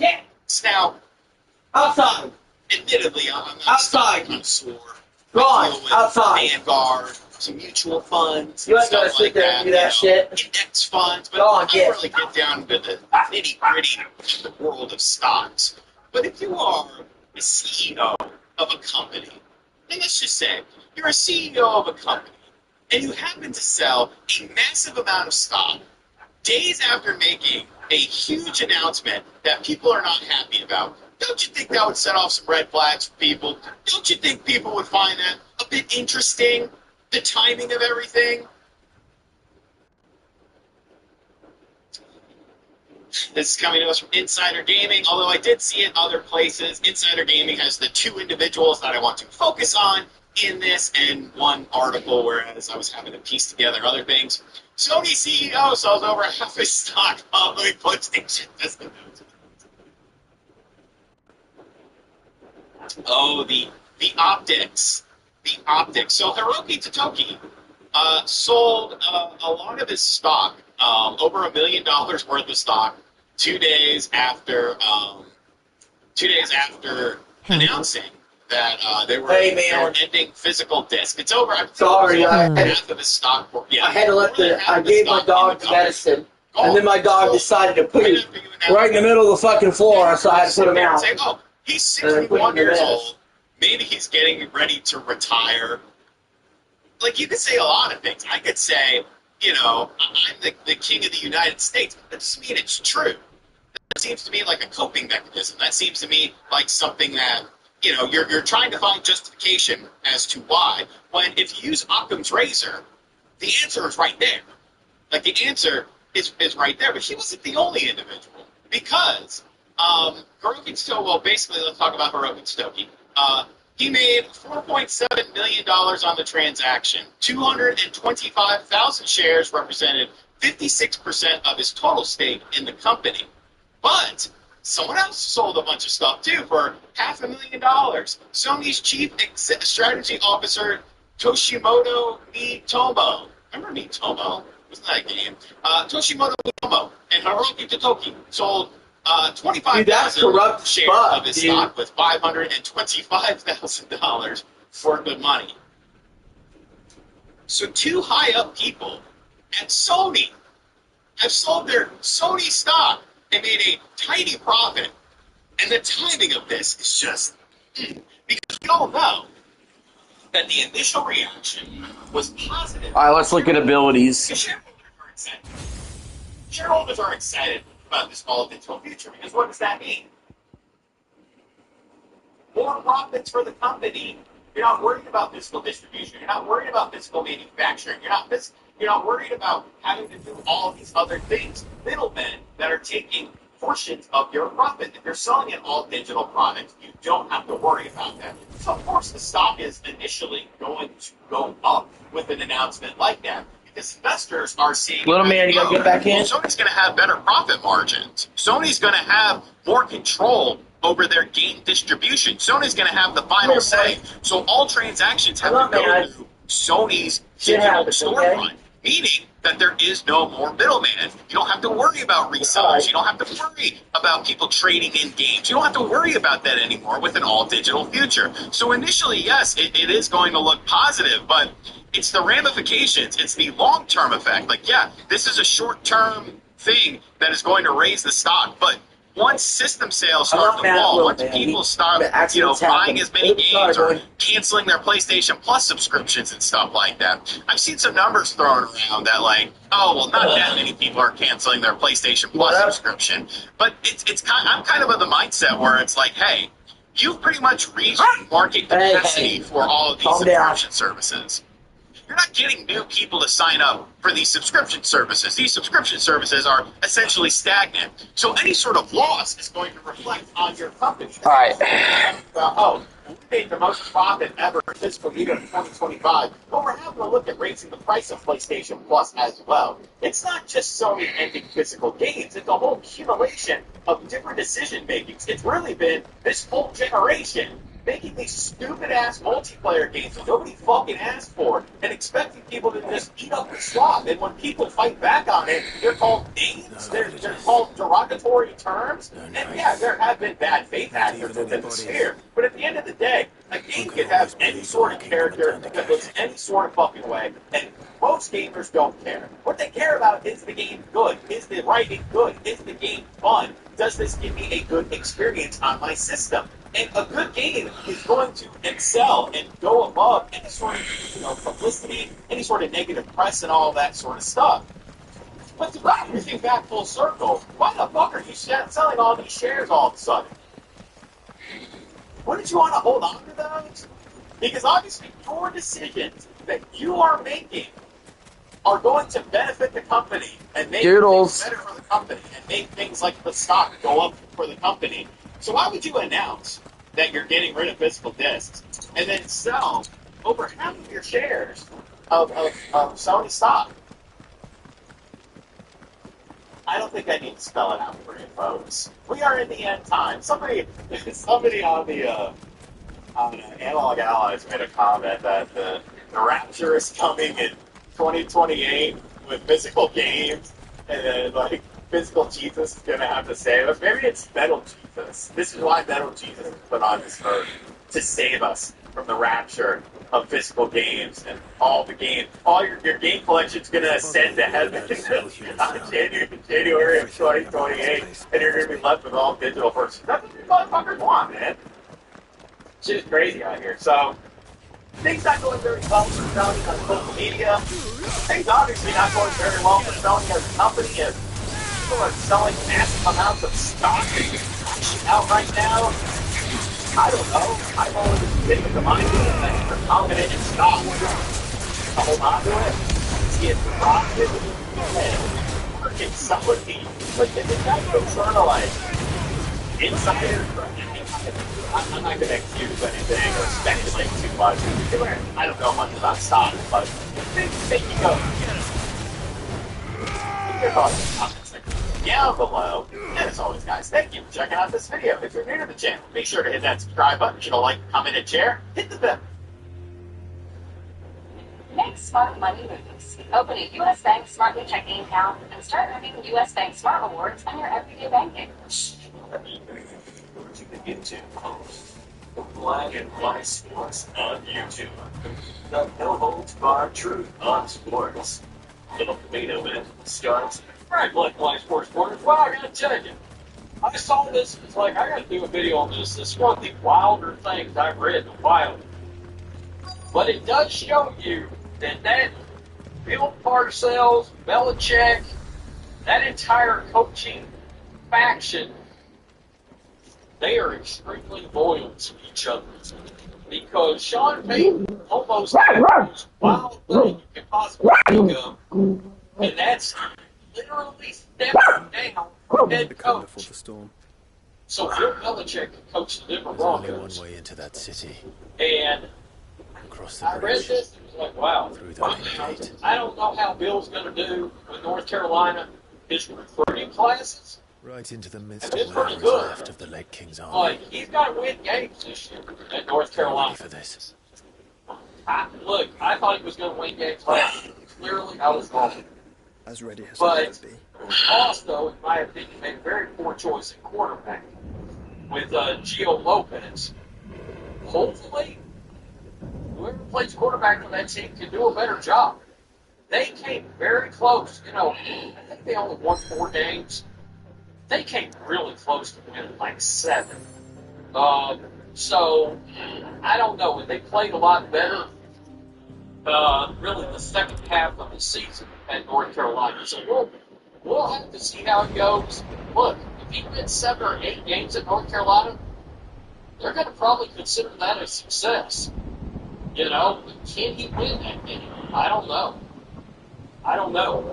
Does he ever make it back to the NFL? I don't know.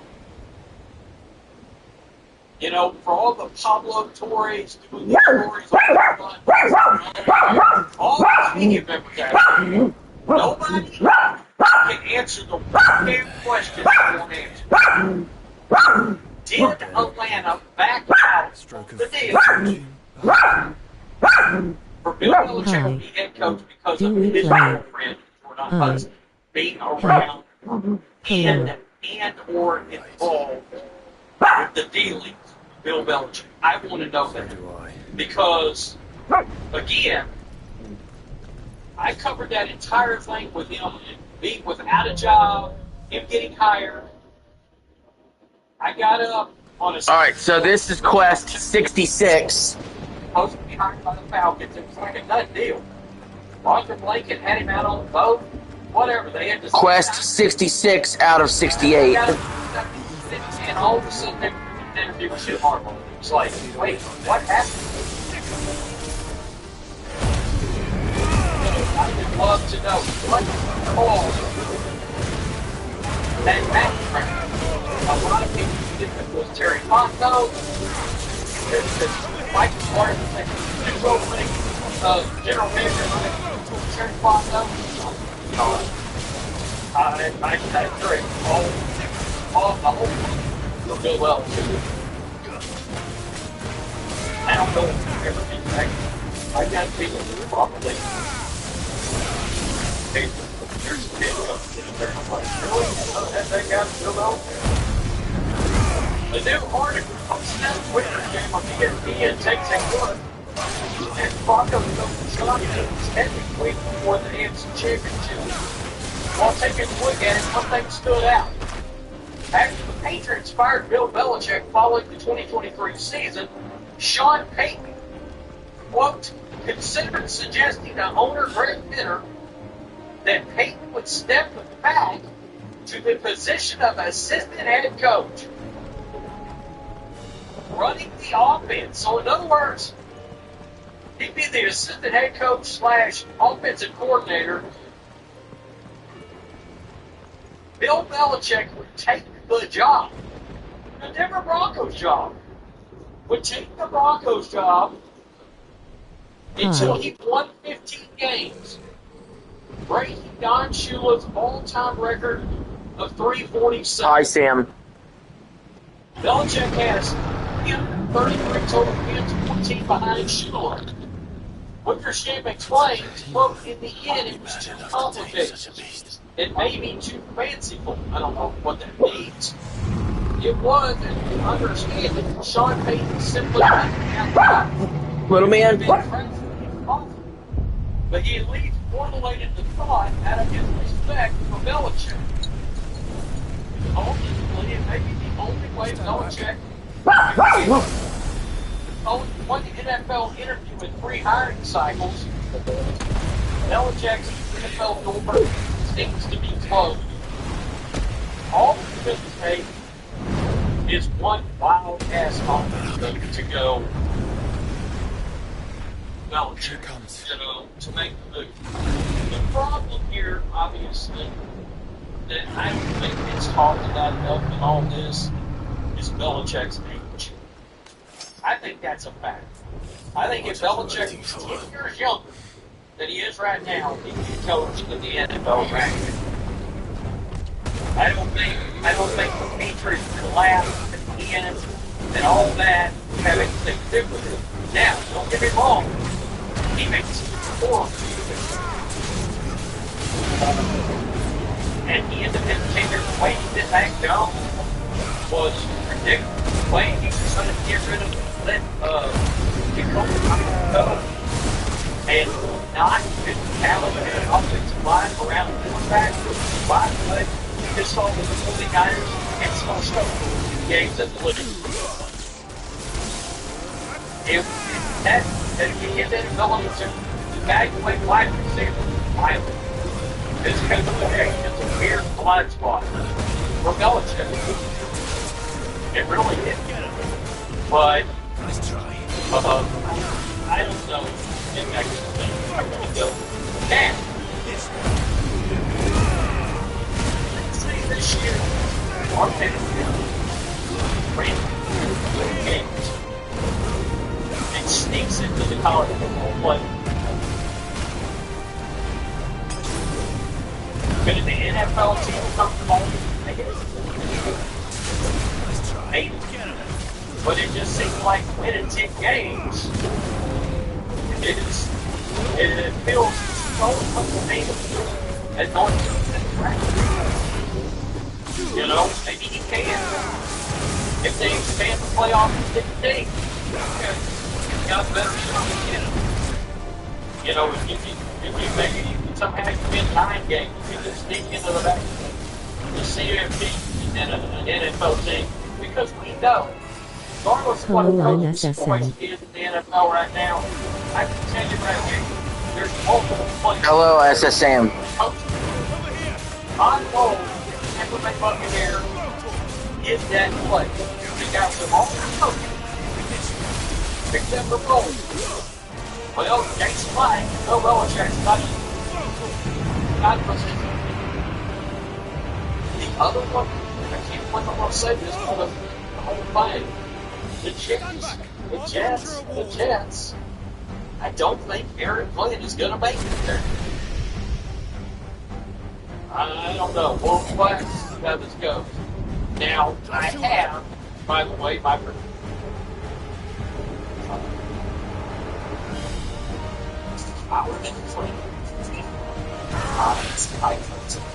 Desperate times. You need therapy program. With 12 months. It's got 3 essential therapies. We're talking about something that's been on my mind a lot lately. That's Lust. I haven't watched Lust destroy me. I mean, absolutely destroy me. I've watched it earlier. I know. because of lust. I've seen people who have on golden opportunities that would have changed their future forever because of lust. I'm going to give you guys a good example of that. This first short story in this video. It's this kid named Josh. Hi, I'm Sam. And I've talked about Josh in a couple videos. Never gave Hi, Sam. my comments. It says, girl, based workouts around trying to be at the gym at the same time every day that she would do at the same time every night, I should say. So at this point in my life, I was working at night. And I met this guy, Josh, there, 20s, great kid, really nice guy, great with he, working hard, and he had a crush on her. He was there all the time, whatever, innocent enough, right? We've all been there. It became a bit of an obsession, though. Like, Josh became really obsessed. Was just the beginning. She was like the apple of his eye. He didn't seem to be interested in Josh at all, probably made it worse, but nonetheless, he was obsessed. And it was very clear when I talked to Josh in Kentucky, there was a time when Josh got an opportunity for a job. He talked about this for 2 months straight. I got crushed. Every time I'd see him, he was talking about how he applied for this job at a place where his uncle worked. Not going to give up the place, of course. Great money and plenty of room for growth. And his uncle worked there a place in a refugee waiting grill. John's gone and off this dream. He would have been in his early 20s, making six figures, probably what, 12 to 15. Josh didn't get the job. And he didn't get the job because for the first 6 months, they wanted him to work nights. I kid you guys not. Josh passed up on a golden opportunity Josh had been dreaming of. He just passed up on it because he happened to work nights. For him to look out and see this girl on the show. He had a crush on her. That's a real problem.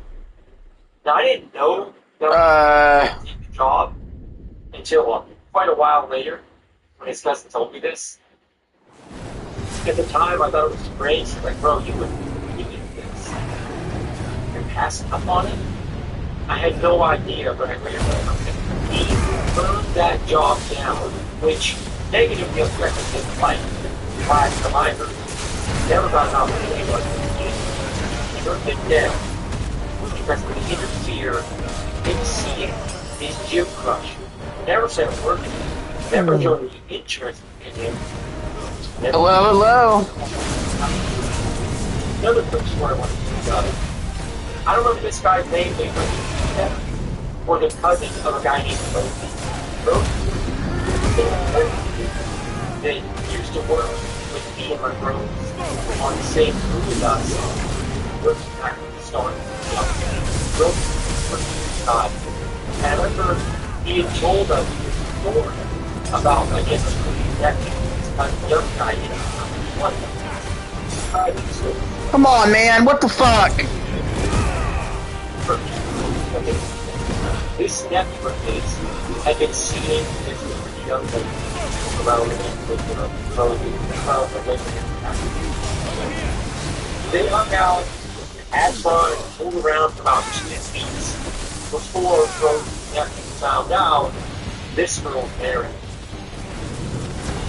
By then, he started so caught up, so addicted, that he didn't really want to stop seeing her. Despite everybody's advice, telling him, hey bro, not a good idea, pretty classless, you shouldn't be doing this, I didn't stop. He knew that, but that lust that he had, this chick, alien ideas that he was struggling. There was a guy with a mutual friend with this family that happened to know the husband. He told Rosie, them straight up, hey, this is that guy. Come hang around him. anymore. Genie in a He's bottle. already wise to her cheating. He doesn't know who the guy is. Stop seeing her now. That scared the crap out of her. That's what. The fear didn't overpower the lust. The lust was stronger than the fear. Even though this husband was worried, and he didn't that idea, he didn't go out there and hang out with this woman and she would sneak out, tell the husband girl. he's going to visit her sister, or tell the husband she's going to do whatever. He went ahead and went against me. Gut me when it Connor doesn't go live anymore. Connor doesn't go live anymore. I'll go live. I think that's story. That story is at dad and yes. I found out. Very bad. And it's tragic. And I think about something Lots else. of words start with T. I've heard stories of people that like. Yes, they do. Bit of night, you know, they end up getting rolled, set up, and you've got to pick a good guy going out beating up the piece, street walking, in the middle of the night. You know in the back of your mind that when he's in a good idea, this can end bad, you have to get in trouble and get hurt and get set up, but that lust is too much, they can't fight. They cannot overcome that lust, and they put themselves into that situation. Another good thing, many of you guys have seen my Halloween. You guys probably see that show. As much as they have sympathy for these people that get caught because of they shouldn't be caught with. Anytime I feel comfortable with that, and I get to people body like this, when there's a cop or something walks out, you can see for a brief moment at the very least, you can see this look on their face, and this look in their eyes, and like, what am I doing? What am I doing? As their whole faith of lust falls down on them. You know something about the should they do it.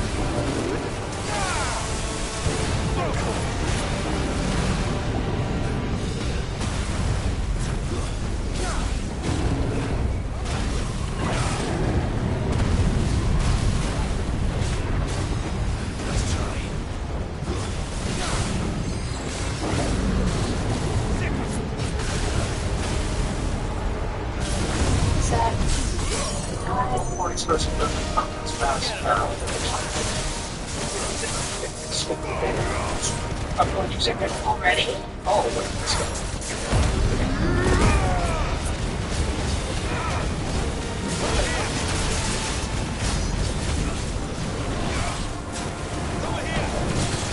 I finally got a PS5. Yay! I've seen people anything meeting up with someone who's in a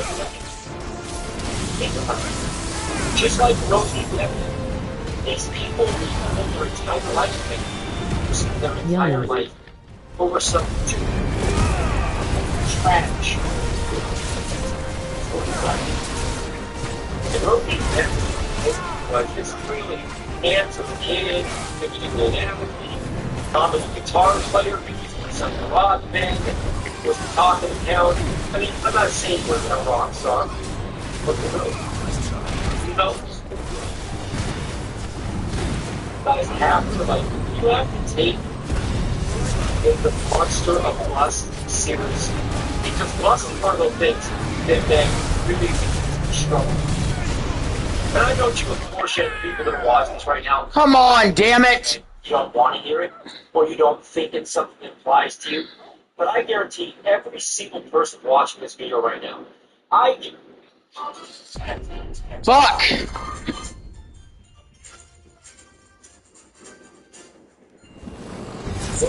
This morning I have some bad news for a lot of you guys. After a long 7 years, one of the perfect for a seat to be in this September, and there things have early this morning, Nintendo figured out all these small little tag Mario Kart paper grip, and the arbitrary no Mario Kart is in service for 30 different things.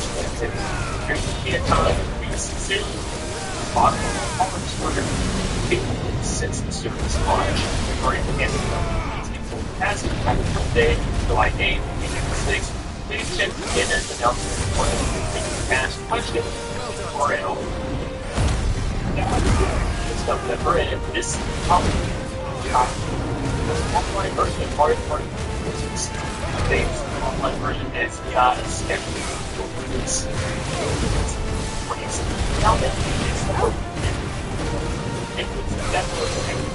I don't know. I feel like if they had built it in an easy way that is a lot of characters. You had to take a money in the slot machine.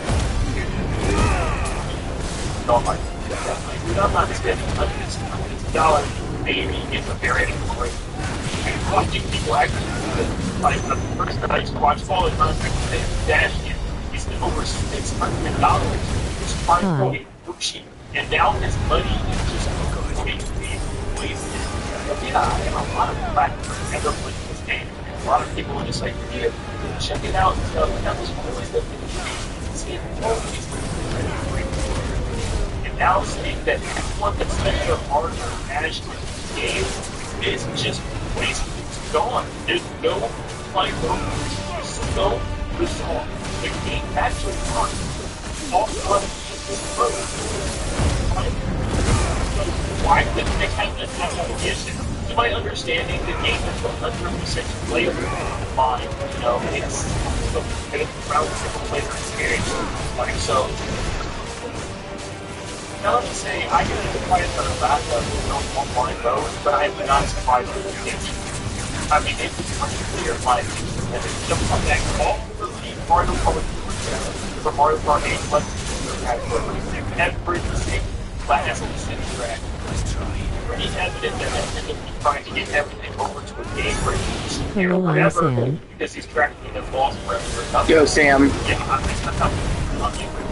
and something was going on with yeah, I did not think this was one of your businesses.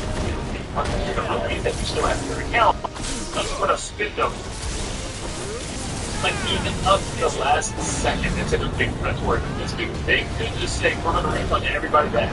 It's currently, no, they're actually, you have the option to skip your money. It's why you're doing costume for something that you're going to be able to play with for a couple of days, going forever. Like, why don't you give it time to make this refund everyone that ever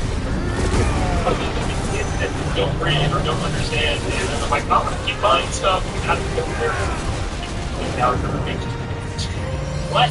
Something else that's crazy is the product pipeline is gonna become lost. Come on! It's like the first ever lost media Mario. What the fuck? What the fuck? It never came back in Mario Kart 8's Booster Pass for some reason, and it's not in Mario Kart World. Not yet, so it's a very good chance unless it comes back in a future game or something. We may not ever see this track ever again, which is crazy. What the game like, why can't we play this game online? What is it? Also, not such a lot of and all but this is so scary because as you know, I like they focus on all their games, any type of game service ever. Or any type of mobile game ever. Still has shut down pretty much every mobile game they've so far.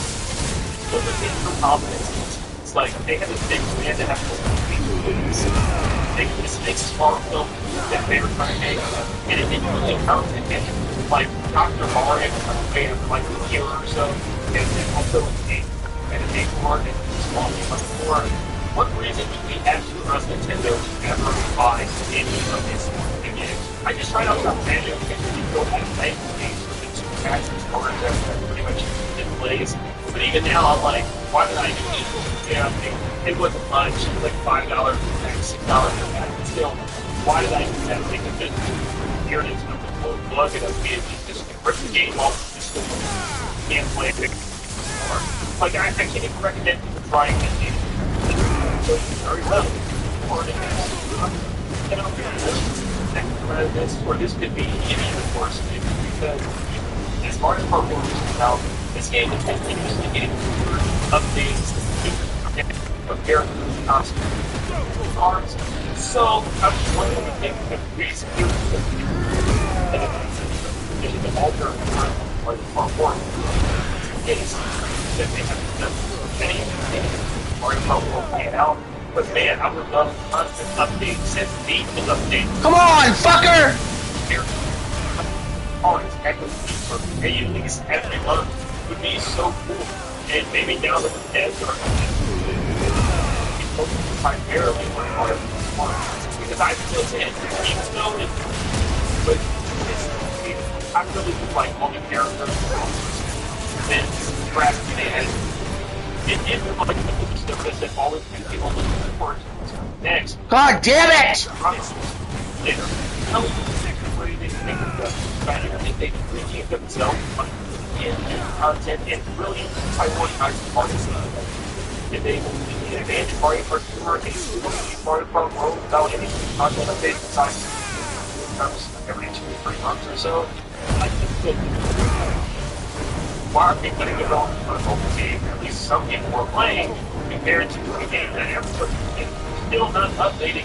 Like, we're in Mario Kart World and characters constantly using cards and new tracks. It's strange. And let me know if I feel that all the increase in conspiracies. I didn't think that they're having to do anything. They get away with right like a mobile video. They can't go with something like that on a home console like Mario Kart World.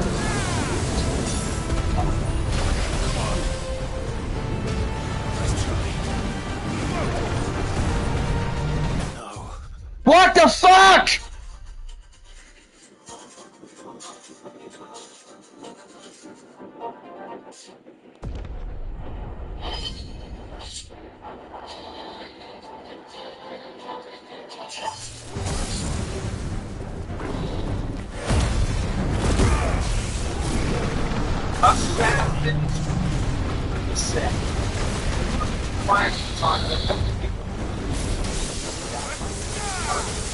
So, play that. Some of us understand. I'm pretty far enough into the application. I want to keep on board.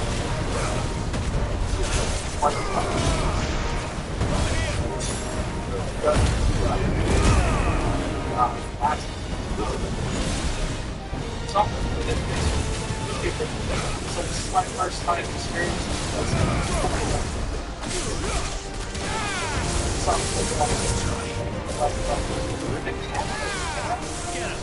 right there. It's great. It's great. It's great. It's great. This game fantastic. Then I can stop thing. Find the time and be there. It's going to be fun. It's great.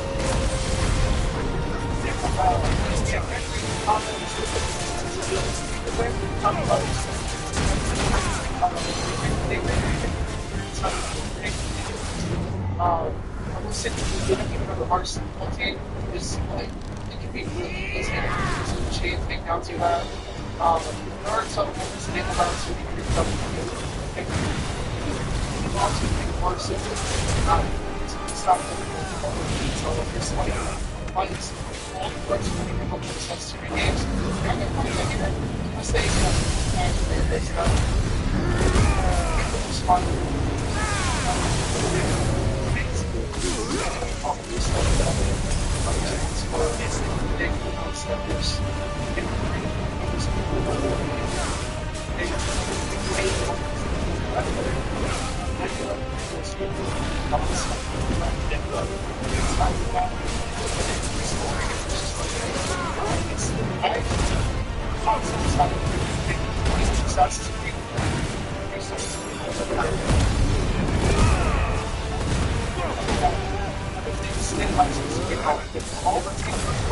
Whoa. You never get my first one? Hey, I made it the first one. I played it when I had first. Yeah, I played it.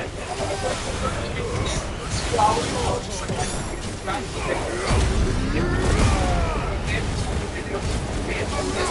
my access to all so I get those for the game access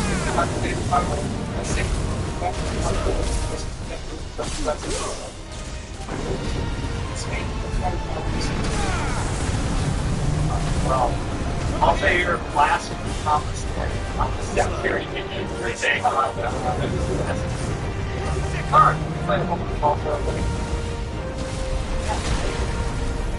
Fuck you! We got it now, bitch!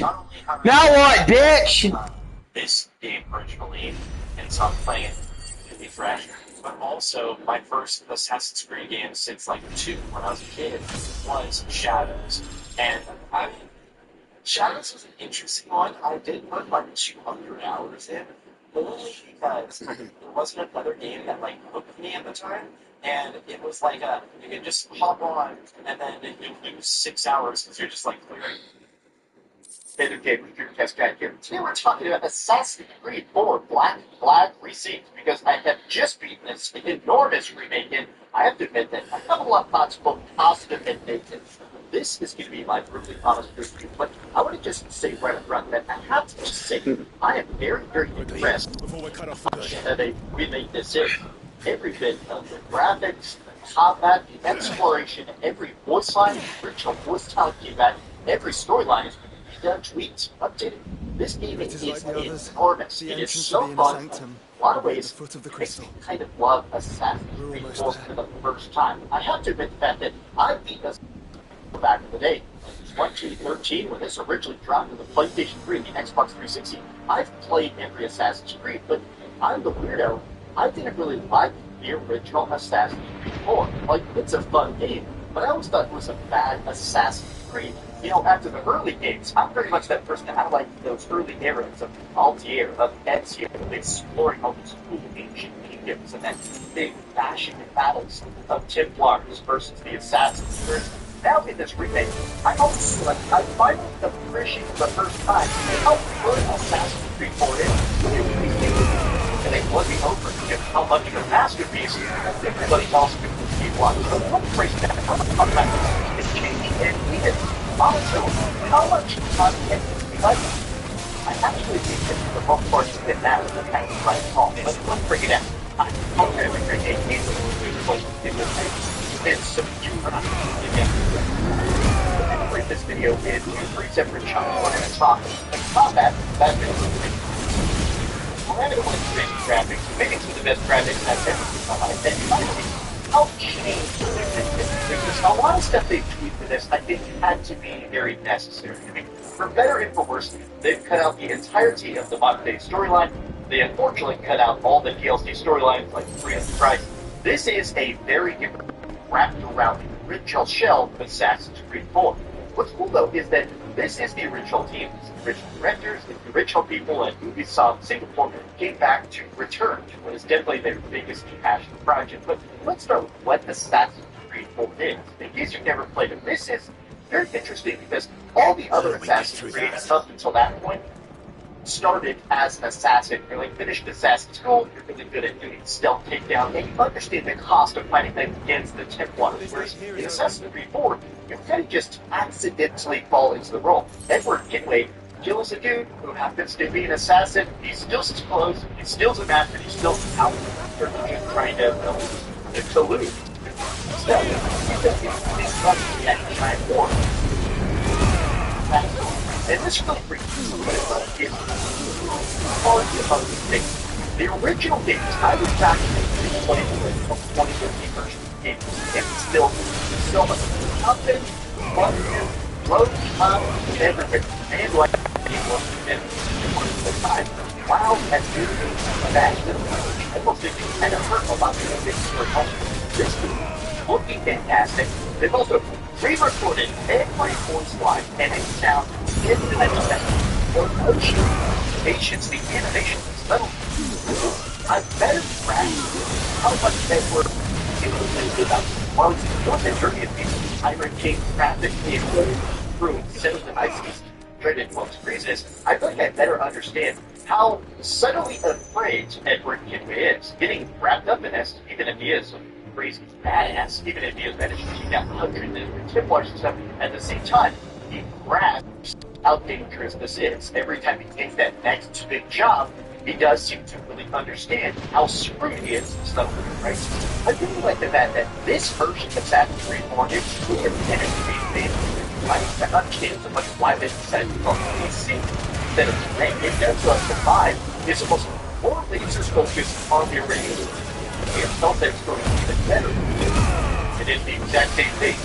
Exact same thing again. But let's talk about that cost, right? Okay. It's Assassin's Creed games. That's the first company that built 25 Assassin's Creed. The first like and this system called puppeteering. It's just renting like an actor. And it's great circle people. Right, but considering how well we do to do like evil vision and stuff. The original puppeteering system was very clunky, not very good. And I will say that even in Assassin's Creed 4 OG, I really never felt like the controls were bad. They were functional, you were able to direct. It did not feel good at all. This new style of gameplay, they redone the entire game to play like a typical 2026 game. Heart attack, parries, dodge it, being able to just get target use urgency, drop a slow pump. Every bit of it feels so good. That sometimes really as you take on like the people pieces, I do this kind of like, oh god, where is the interesting just now that you're living in your truck or more than the fights, and it's less good than the boss fights. A lot of times the boss fights in Assassin's Creed, they're trying to just take, if you manage to fight a guy, a lot of times bosses are just used to damage. Like, a particular thing. With the combat is so good and so fun, I really love just finding tons of cards at once. If you can do them,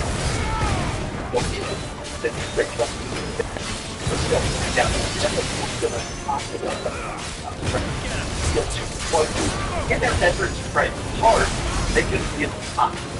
Let's talk about the changes to stealth play by part basic. You can now crouch at any time.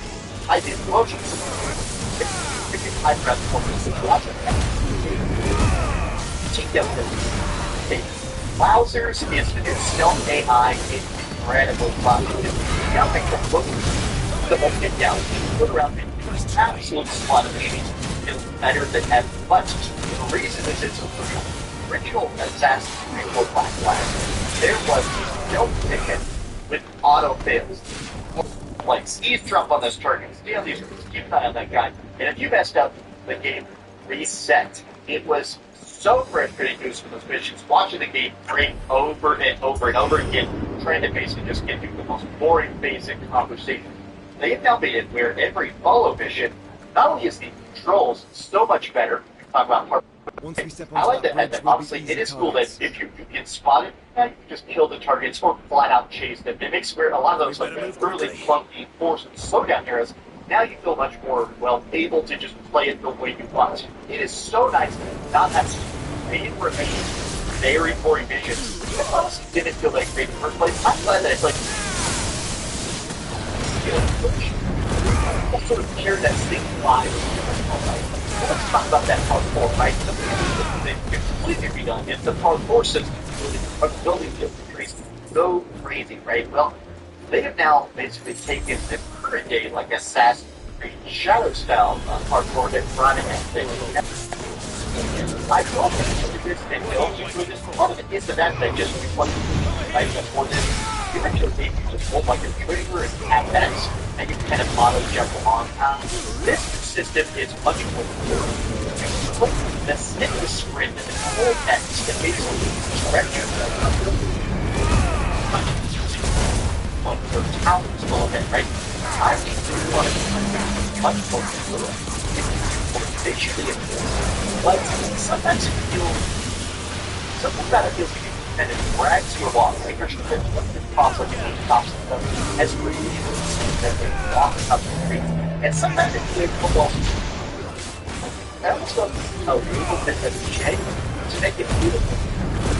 A little bit I paid for this stuff because what I played the glitch in this where sometimes the auto run, sometimes the packet like a friend and while I stuck on nothing, like something about the game won't sprint, won't make it, and I've counted about 25 hours of it.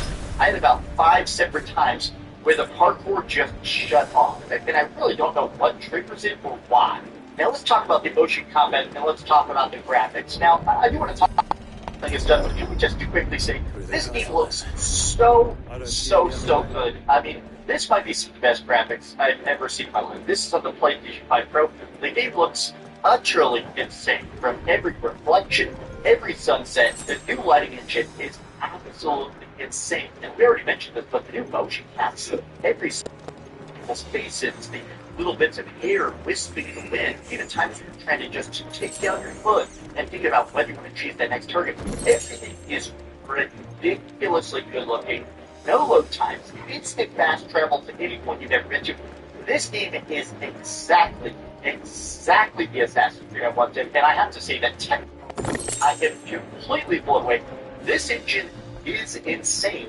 But let's talk about that sailing, right? Sailing around the Seven Seas looks fantastic in this game. Honestly, the original game looks good too. It doesn't really look that different. In a lot of ways, I feel like the original way that made the ocean look already so good, now it looks much more realistically sloshed. Lots of splash effects, jumping, it's insane. Trying to harpoon targets, a lot of that side quest stuff, you're exploring certain islands, practically trying to chests.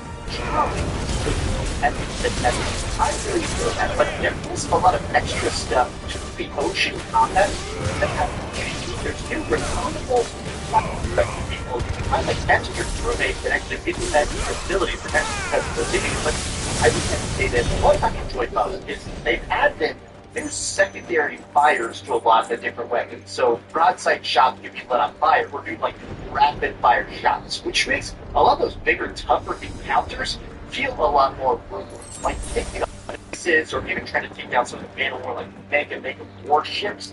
They now feel more almost tactical in a way, whereas originally, when I first played it, a lot of the like 2013 boss fights on the sea, I almost had to cheese. A lot of times I'd almost try and get them like stuck in the rocks and blast them down. Now it feels much more skill-based. The entire ocean combat has been tied to an absolute I mean, the ship combat is one it's entirely overall. I think what that comes down to the AI. It feels like the ship we want to ship we can feel much more tactical in it.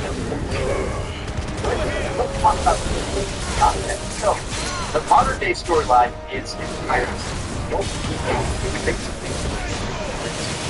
I'm not even joking about this. Walk around Ubisoft headquarters. The whole storyline is basically walk around a game studio that was making a game about a fantasy thing. Which does that. Now, when I first heard of this, I was a bit, I really do like the storyline. But then, that's one thing that annoyed me was the death of death. And here's this I played it myself. So from Google, makes sense. Not to take about it makes these systems a lot better. Because let's face it, music in this case about still is the canvas. You're playing with beautiful Edward Gibbon.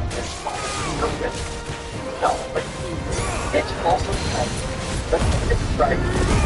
It's I'm also playing because that makes sense. I guess I'm not going to be the right part about that. I really enjoy Ride DLC. Honestly, I replayed it for this. That's super cool.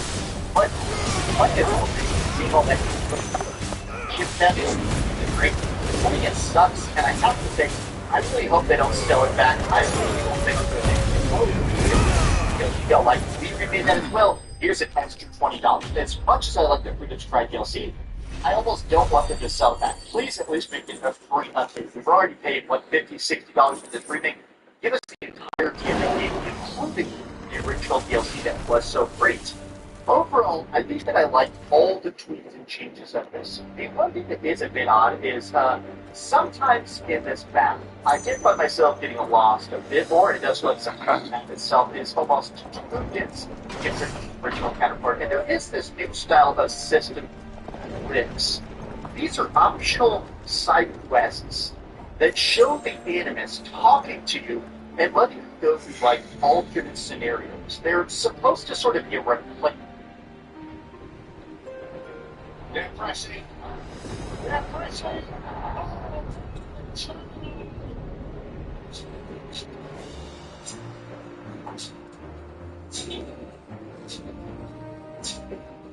It's a brand new day, and we've got some brand new Epstein photos to talk about that I've never seen before. I don't know how people keep finding these photos. I mean, obviously there are millions of files to go through, but at first you'd imagine that all of the photos of Epstein and his cronies have been seen and documented already from within the files, but more and more images keep popping up.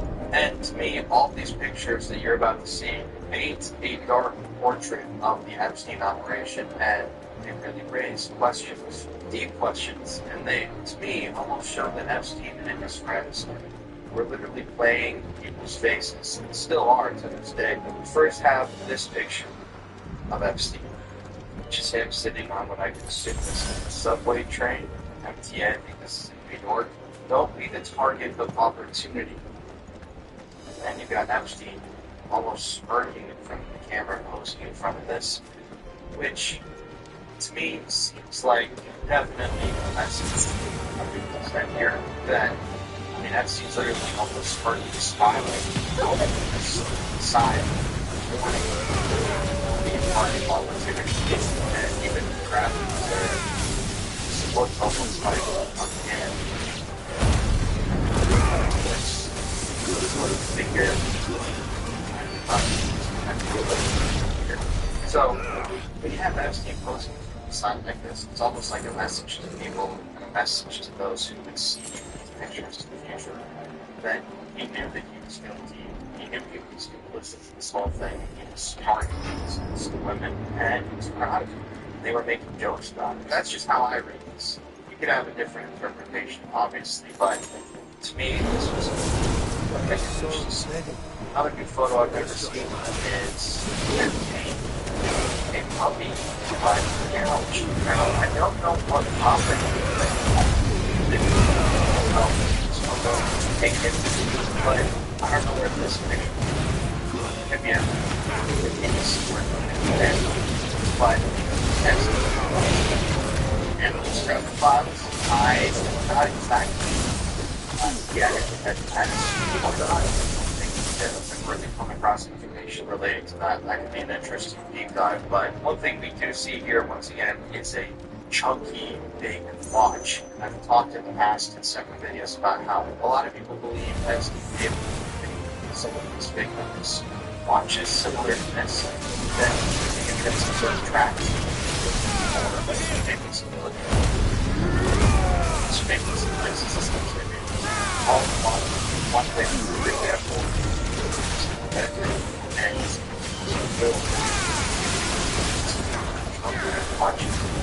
watch made by luxury brands, and if you start looking at pictures of some of the subscribers of their pictures, a lot of them seem to have these chunky watches on. So I don't know, maybe that's another rabbit hole.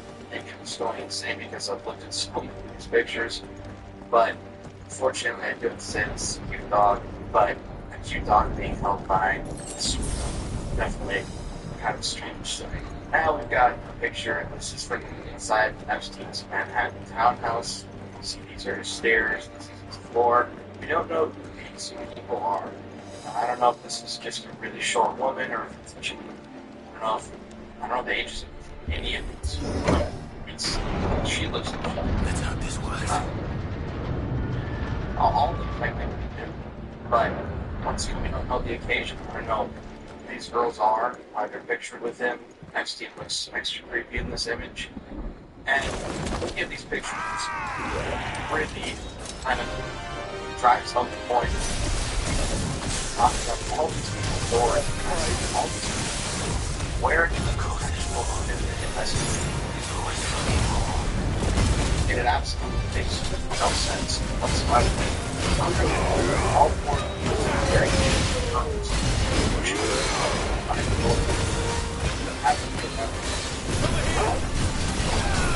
side of the man against my knowledge.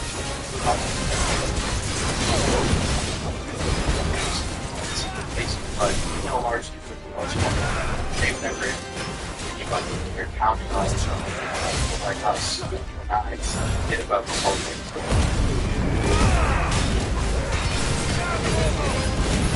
But and another add-on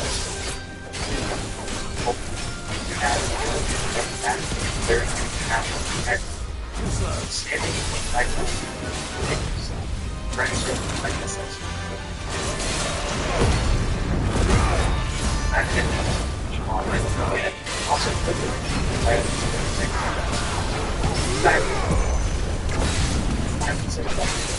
smile that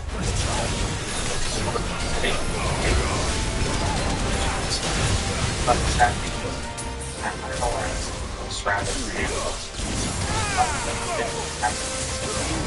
so if we get one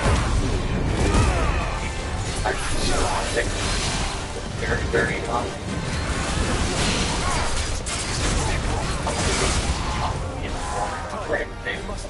you're actually not the biggest but if no answers here, you don't know mad about that, you should tell the FBI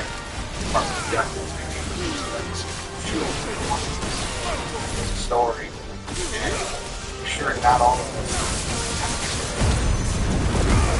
but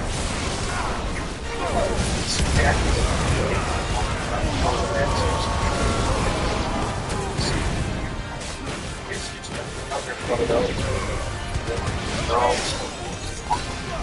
some people are I don't know if it's taken. I'm sick.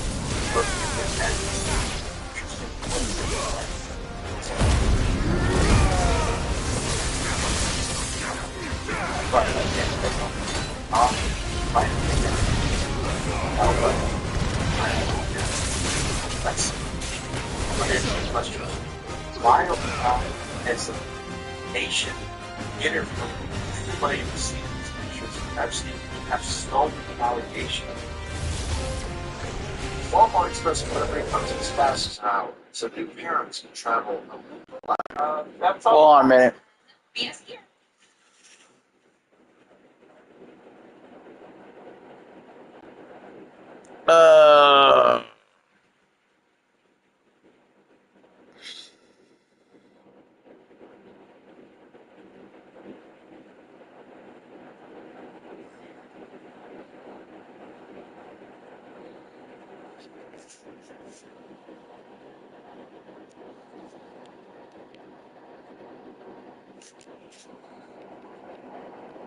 Hey, what's happening? Welcome back to News Dose.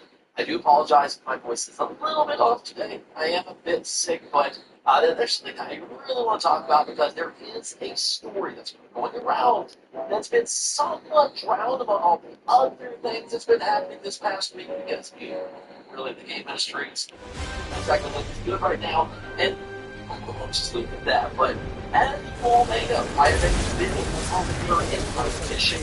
Right now, Xbox has a golden opportunity. One of the best opportunities Xbox these days. At least one way, they are seeking an opportunity. One problem, one outlet is putting in all of that lost money for. First, though, I do want to thank my membership. Thank you so much for what you do. Yours is opinion. Yes. Let's get my those started off. 2 years. Thank you. Thank you. And all the jobs. They currently with their and it's funny that compared to the one first one in itself, heard that one has applied but I think Xbox probably their foot forward. They're not going to make it somebody else that if anything, they will soon have that advantage because points for love. Once again, love, word, for the for a target. They want to take your focus spiral. That's not the sleeping hero. And I'm hoping that spiral forward up there. But it's also nice to be that's important for what you like for her. And it doesn't have this feeling one of the things all the spiral crash. Collection. And it is so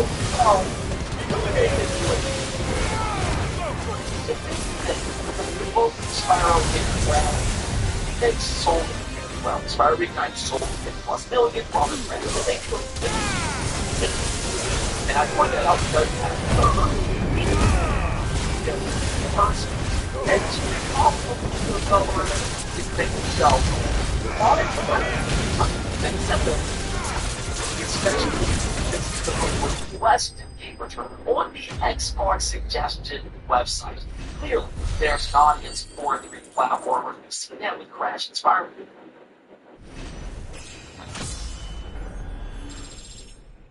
Level up, bish.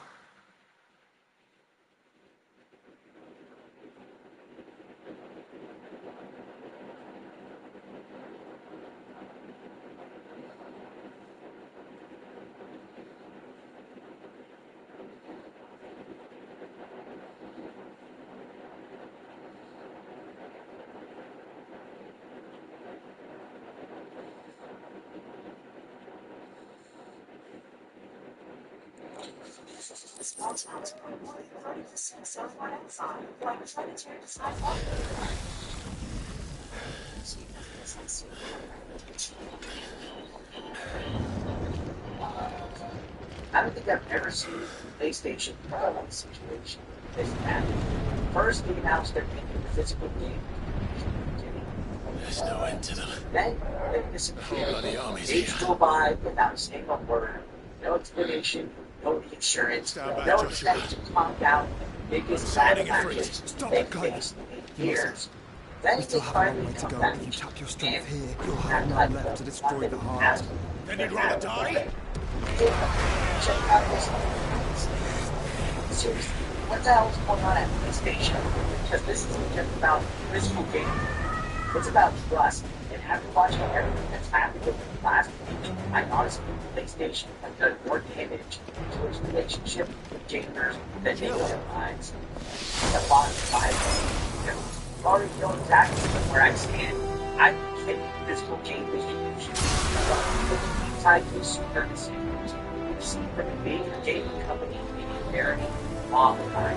Said it then, and I still think it now.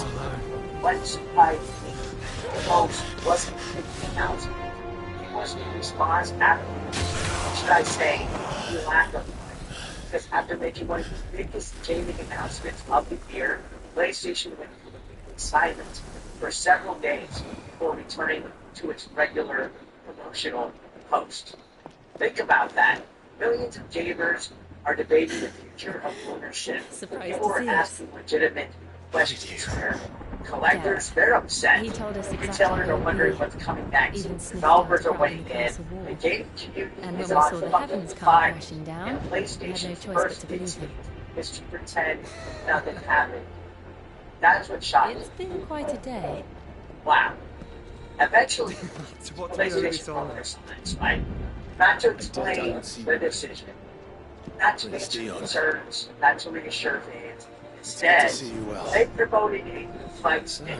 This must be Ifrit. Now look, I have nothing against the product. Honestly, it looks pretty nice. The people showing it off, they're not the problem either. Those are who I actually feel bad for, because those employees suddenly faced of a decision that they probably had absolutely nothing to do with. And they're taking it. And that's unfair.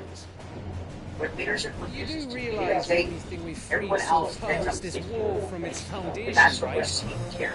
And you know, the announcement of physical media being no longer supported for money to be. So that is a bad decision that's been on that. now, what honestly bothers me the most was the kind of conflict itself. It was what happened after.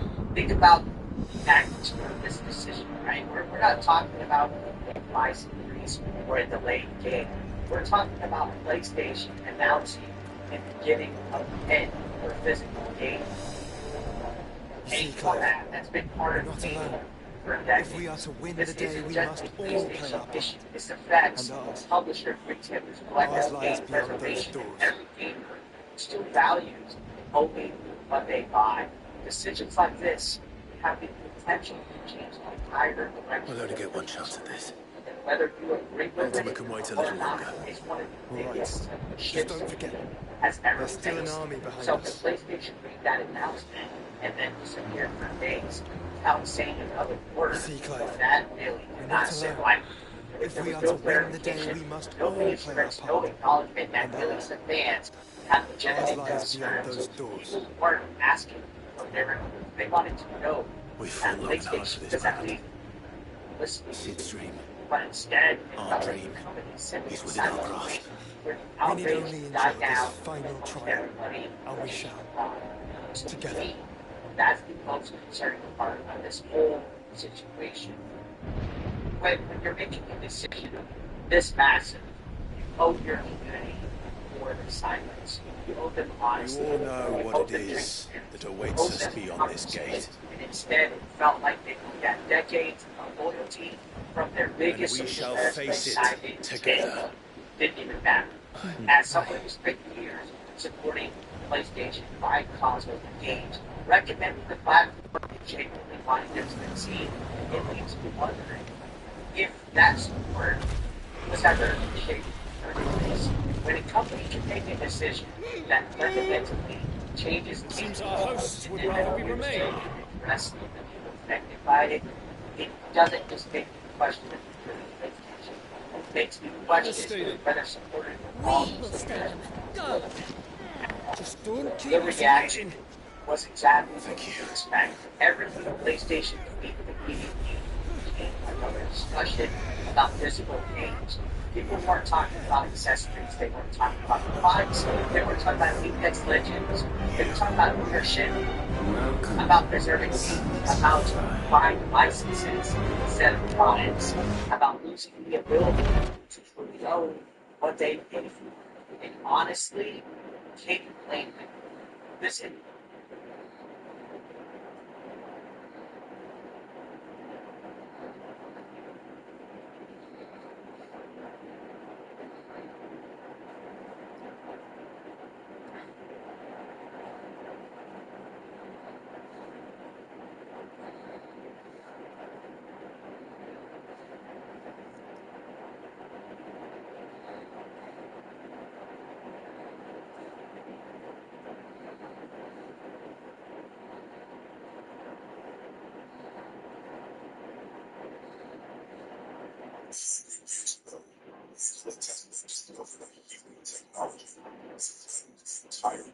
away from Donald Trump or Kamala Harris or those running countries around the world, because they are gophers.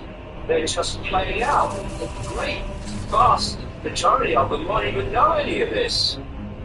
They're caught in a system they think they understand, but they don't. But the key players, they will absolutely know. And it's seeing this great picture that that offers the answers, not least to understanding the true nature of self, which this skull and its other dimensional masters does not want us to know. The nature of the fact that we are not human. We are consciousness, having a brief human experience through a human body, which is a biological computer which is designed and encoded to control us.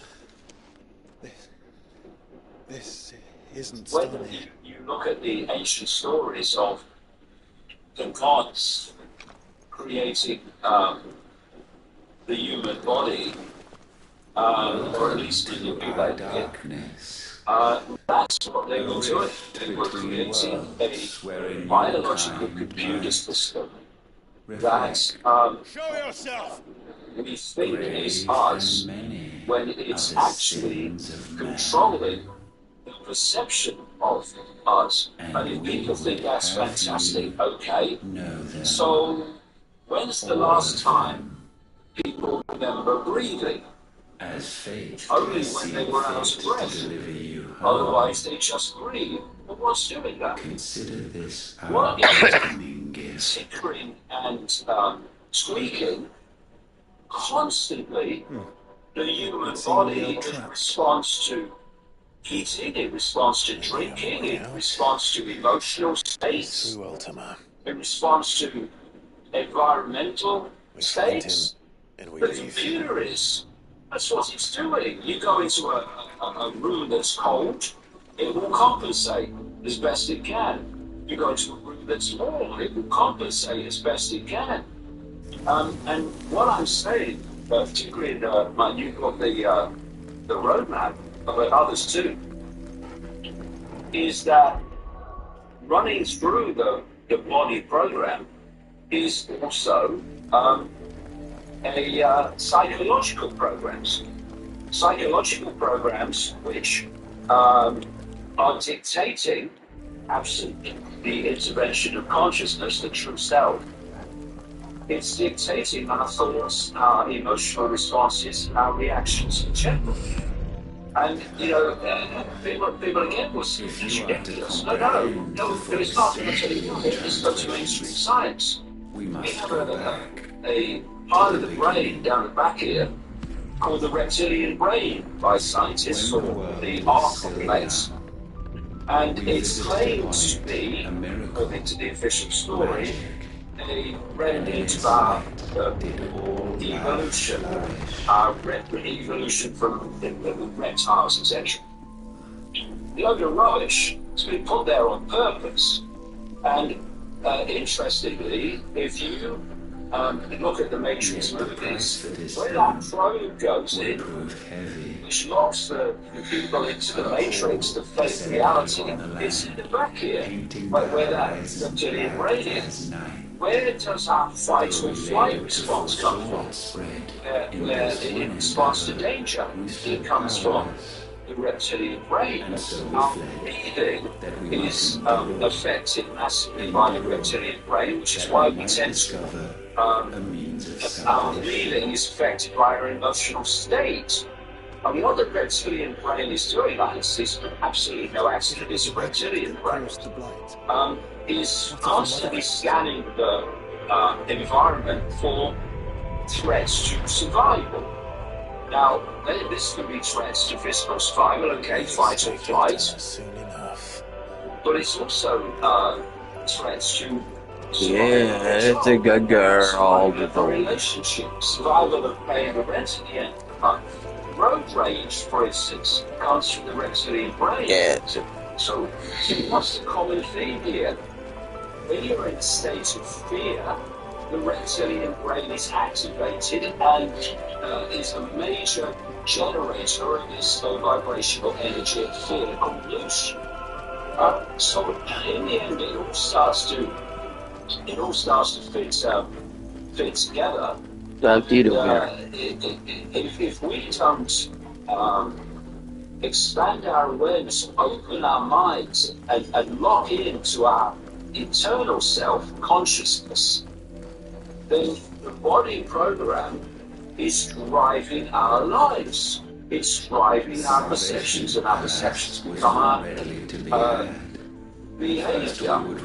And you can, if you just sit quietly and kind of control from the program, you can observe all this chatter going on in your head. This white noise chatter that's constantly going on. If I said to her, she said to me, and I said to her, I was that woman in 1963, and if this happens, this is what I'm going to do. All this going on all the time. That's the program.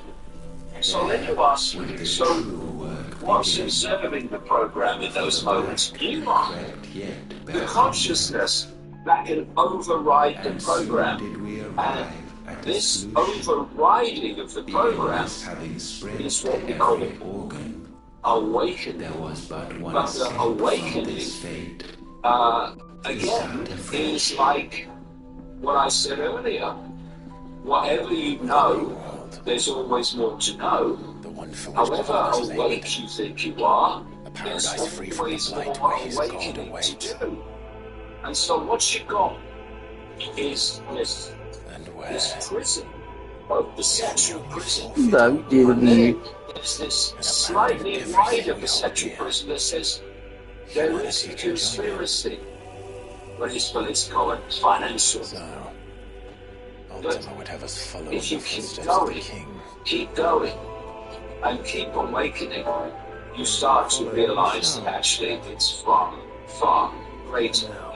And at the same time, you realize that we are far greater than ever we believe that we are. So you have this consciousness which ultimately can connect with all consciousness. And the idea is obviously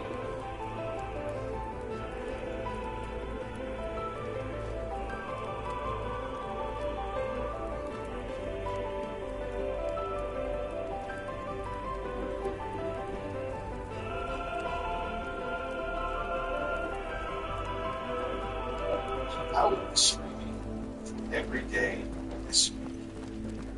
I'm going to start doing shorter streams. I need to shoot more. This is how I make my living. What I have been doing is I was working on that Lost Game computer. I have to have the video done to send it to them tomorrow. They're not overseeing it. They're just making sure if there's something that I missed that they want me to talk about, that it is in there. To forge a new world would 36 require not only power, but a constitution strong enough to wield it. Acquiring the first would be simple. Untouched by the blight, Valisthea was replete with ether, and we had only to place jewels in her crown to claim it. Acquiring the second, however, demanded creativity. And so I cast forth the seeds of humanity. I find you other jobs. No students find him other than the one I mentioned. Is that not what gods do?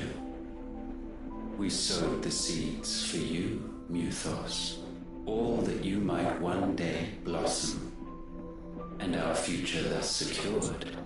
We thought to slumber, though that would prove a grave mistake. For it was as we slept that man committed his greatest sin. He awoke. Alone in a world bereft of his god's radiance, he stumbled blindly, desperate for guidance. Finding no light, he sought to kindle his own. And from that single errant impulse was his will born. Having discovered himself at last, man turned his eyes inward and found he desired evermore that which only magic might afford. So wars were waged and brothers slain for custody over that dwindling resource. Alright, that's... And the land, she wept tears of black.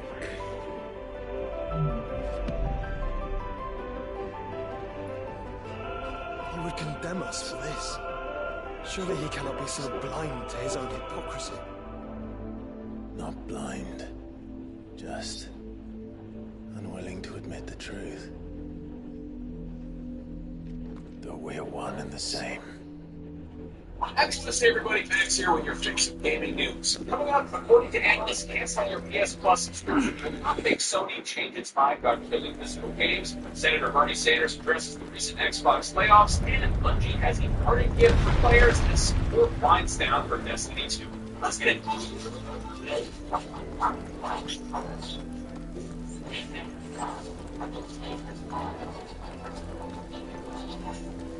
Last week, Sony made the controversial announcement that starting in January 2028, PlayStation games will no longer be available on physical discs. And understandably, this has a lot of people up in arms. The Change.org petition urging Sony to reverse course already has over 200,000 signatures, and now players are canceling their PlayStation Plus subscriptions en masse to send a message. But experts claim it will be good. Speaking of IGN, Dr. Serkan Toto, CEO of Japanese game industry consultancy firm Kantan Games, gives some insight into how effective Sony's not to be, saying, quote, Sony has over 120 million active PlayStation users, around 50 million people subscribe to PlayStation Plus. As a thought experiment, let's say 500,000 canceling the protest. That was just 1% of that business gone. Of course, not enough for Sony to start rethinking. Digital is just too lucrative. Dr. Toto doesn't seem to think this reaction caught Sony off guard, adding, quote, they of course knew what the online reaction would look like, and they now believe the storm to pass. Meanwhile, Daniel Ahmad, director of research and insights at Eco Partners, posted on X about how Sony would likely react, writing, quote, I do think Sony will respond in some capacity given the background. To be honest, they shouldn't have announced this since they've already disclosed how this would work on PS6, but I'd be surprised if they do a full reversal in this week. Presently, we know very little about the PlayStation 6, but it seems pretty doubtful it'll support discs of any kind, which is a shame for anybody who uses their PlayStation as a means to view physical media other than games. Bear in mind, Sony was integral in the creation of the CD, DVD, and Blu-ray format. Meanwhile, the PS2 was the best-selling DVD player of all time, and the PS3 and 4 were the two best-selling Blu-ray players ever. So going all digital for Sony is kind of a big shift. What do you think of all this? We know that PlayStation is going all digital in terms of games, but does that extend to hardware as well? And if the PS6 launches without an opportunity to drive of any kind, is that a deal breaker for you? Let me know in the comments below. Elsewhere in the world of massive video game companies pissing everyone off, Vermont Senator Bernie Sanders has some harsh words about Microsoft's recent business practices in the Xbox department. Posting on Twitter, Sanders wrote, quote, last year Microsoft made $101 billion in profits by $1.5 billion tax break from Trump and paid CEO $96 million. This year it's raising the price of Xbox by $150 and eliminating 3,000 jobs. Please don't tell me corporate tax breaks for jobs that never goes down. The Sterling social media post on its own isn't likely to affect any change, but it is nice to know that Xbox's other cutthroat decisions have not gone entirely unnoticed outside of the company sphere. And last but not least, Bungie's final major update to Destiny 2 dropped last month. The game will remain online with immediate streamers. What do you mean, none? This is our world. Once the land's rebirth is complete, humanity will have served its purpose. Why would we continue to suffer that which has caused us so much vexation? Because the land doesn't belong to you. It belongs to us all!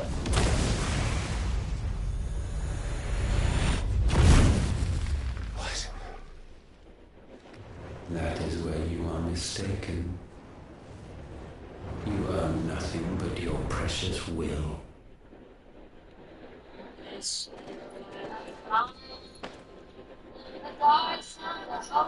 Brother.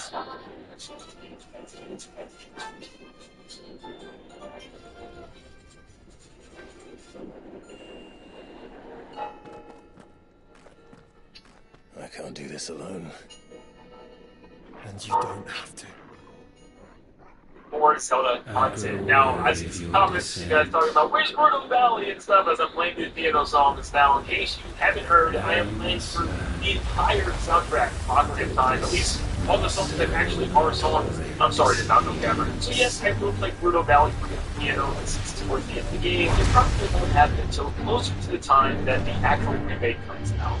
But we do have some interesting stuff to talk about with the Ocarina of Time reunion. Even another Zelda game that might be part of this anniversary, which is very strange to me, and I'll give my opinion to what I think about it when we get there. But first, let's start off with Ocarina of Time. So, of course, Nintendo didn't bring out much of the limited edition of Link sleeping in his bed.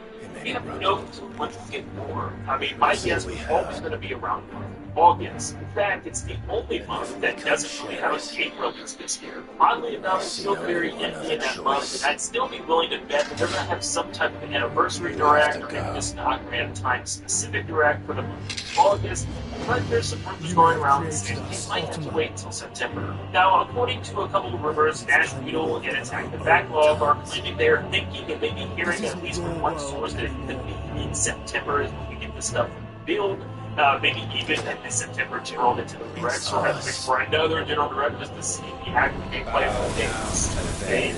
But honestly, August 10th, especially since Nintendo did Gamescom this year, and Gamescom is from August 26th to the 30th, and you get a real rate, and it's going up at Gamescom, what? The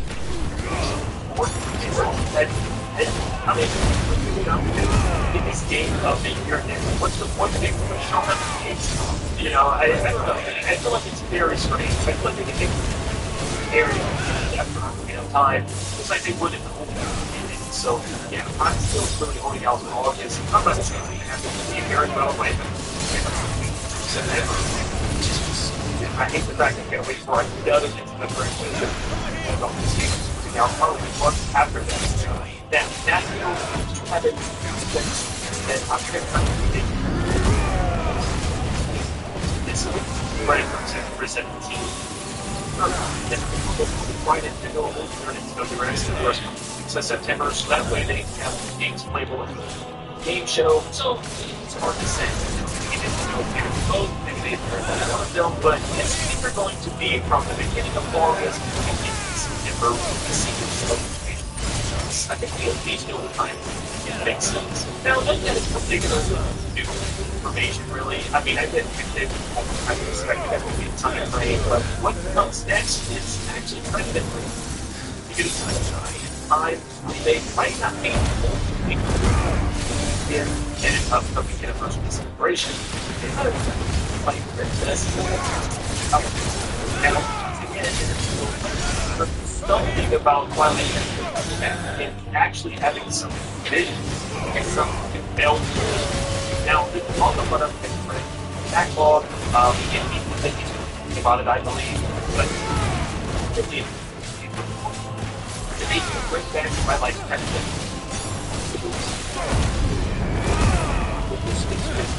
I'd be shocked why they didn't do it the way they do. Why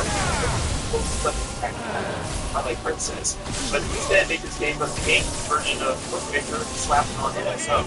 So yeah, I think that sucks to my, and I really back in a better way, but I mean, I like Princess may not be sublimed through game standing. If it is enhanced version of what the Wii U was already enhanced, then this also be pretty strange when this is even released. I can see this being a easy 2027 title.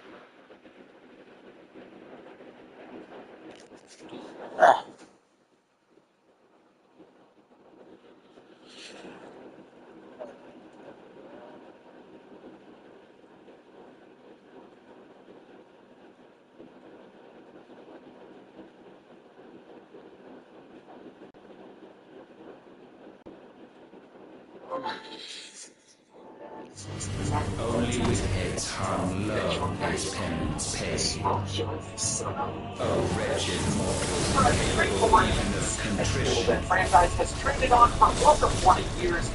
First, most points in Central Dead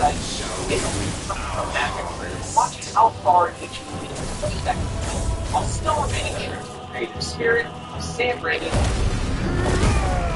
Really single central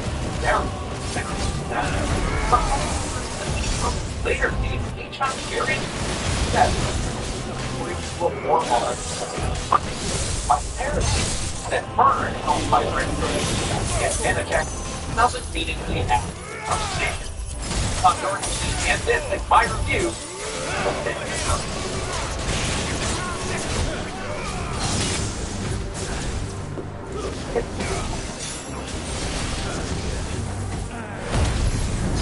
extended prologue that people that are swear and the couple of unlucky fish and find out what happens to those who indulge in authorization of that ice drop. But there's bird company that appear led by Alex. The first exercise grab was not necessarily step because of the real price, but struggle to find spaces for it all. Under Alex and the arms, their connections to the data that were not upon focus. Even the common with fall-like Deadite or out of the artifact and what the action farm that burns organizing the Deadite action of all around Alice's inner following is a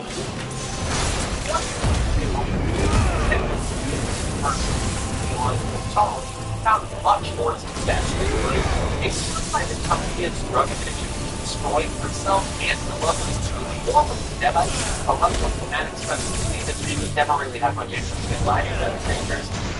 It's strong connections, focused mindful specificity, and its main growth part, each benefiting in turn, even their lives are bad. With anxiety, attacking her the most closely analogous possible. Here, it's coming. After that, triple therapy, but even the version can structure itself around how that complicates out for you. Tend to make calls. Vanacek and co-writers work on our script, but it's really short here. And it's scared of the character's personality. It is very little from the build Alice into a cycle. I know you're probably thinking, is it evil dead to me? Why are they going to so much trouble to have the character have a story? It's but more making sure that you're bought into the main character's life and a willing to their the original struggle. And skip past that, but they seem to make a very pointed choice. And still you would raise your hand against the much more thematic with heavy things on the mind. And I really think that a person modern that's a much better job coalescing that into a story. People that burn a little from on this would be the first time. Let's make it his last. Your fate is inexorable. Surrender the vessel unto the darkness. Surrender it unto us.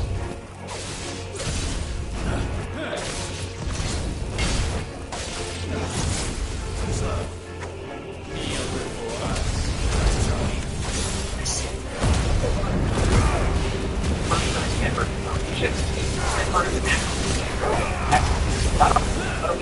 Fight that Alex has strength, explains like burning and fire, because of such common use them story as no but when they are to jump out of the confines of the action of Christ Lark, work the moment and the onslaught. It is a minor but it's emblematic of other of the branch of the Christ family involved with brother Joseph. Probably author and serves as one of the clever economic of the source of information. They obviously emotionally repressed and explosive being that ignorant and confident using much more believe this in a problem architects so and he gets more unsettled and talented. They can fight very well.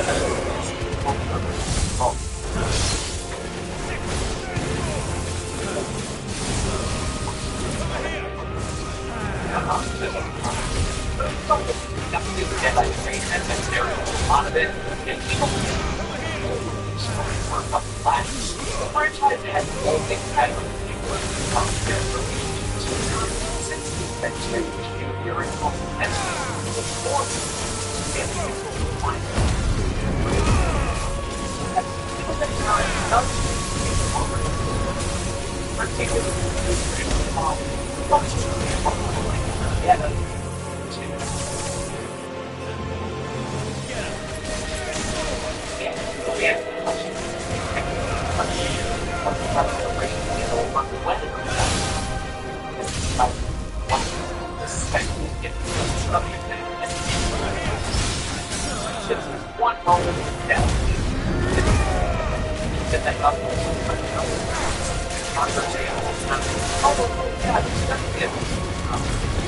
But then I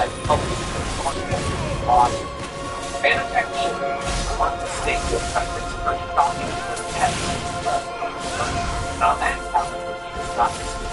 In fact, maybe most of that I most ordered speculative one for second part process. Ever seen it? Never.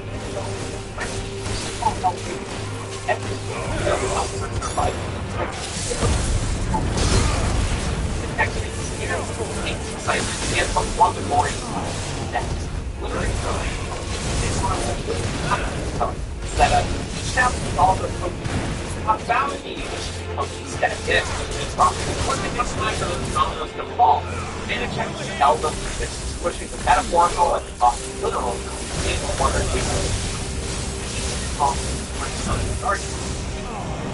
First chaotic fighting does get a little especially by the end of the actually once that all then reduces pretty heavily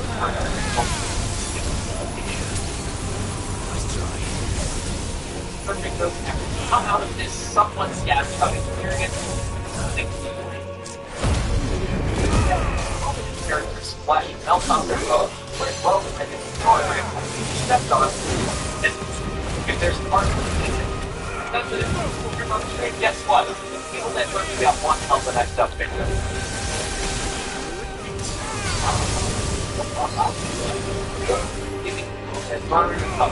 It is by far the most violent and impressive Evil Dead movie yet. But even with Alice's struggles to cast her late husband as a second.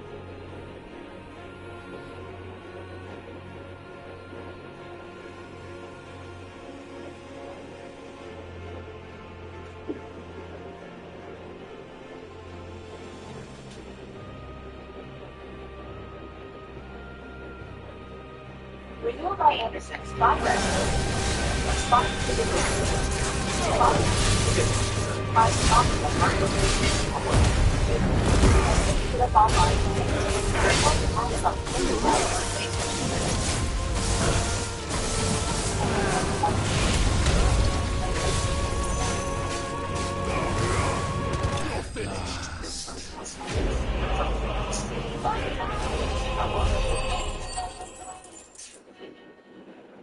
I've been conflicted about Assassin's Creed Black Flag Racing since it was announced.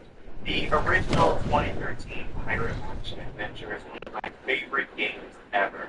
So my immediate reaction to the remake for current year console was excitement. In that this moment. Not reinvent protagonist Edward Kenway's tale, but that there would be large changes to combat, report, stealth, and the structure of the overall story. While change like that whole framework of what a remake is, I couldn't tell if these adjustments would mean Racing still felt faithful to the original game. And regardless of whether or not it was, there was also the bigger question of if this remake would be better than Black Flag. Having now played Racing, I don't think it is better.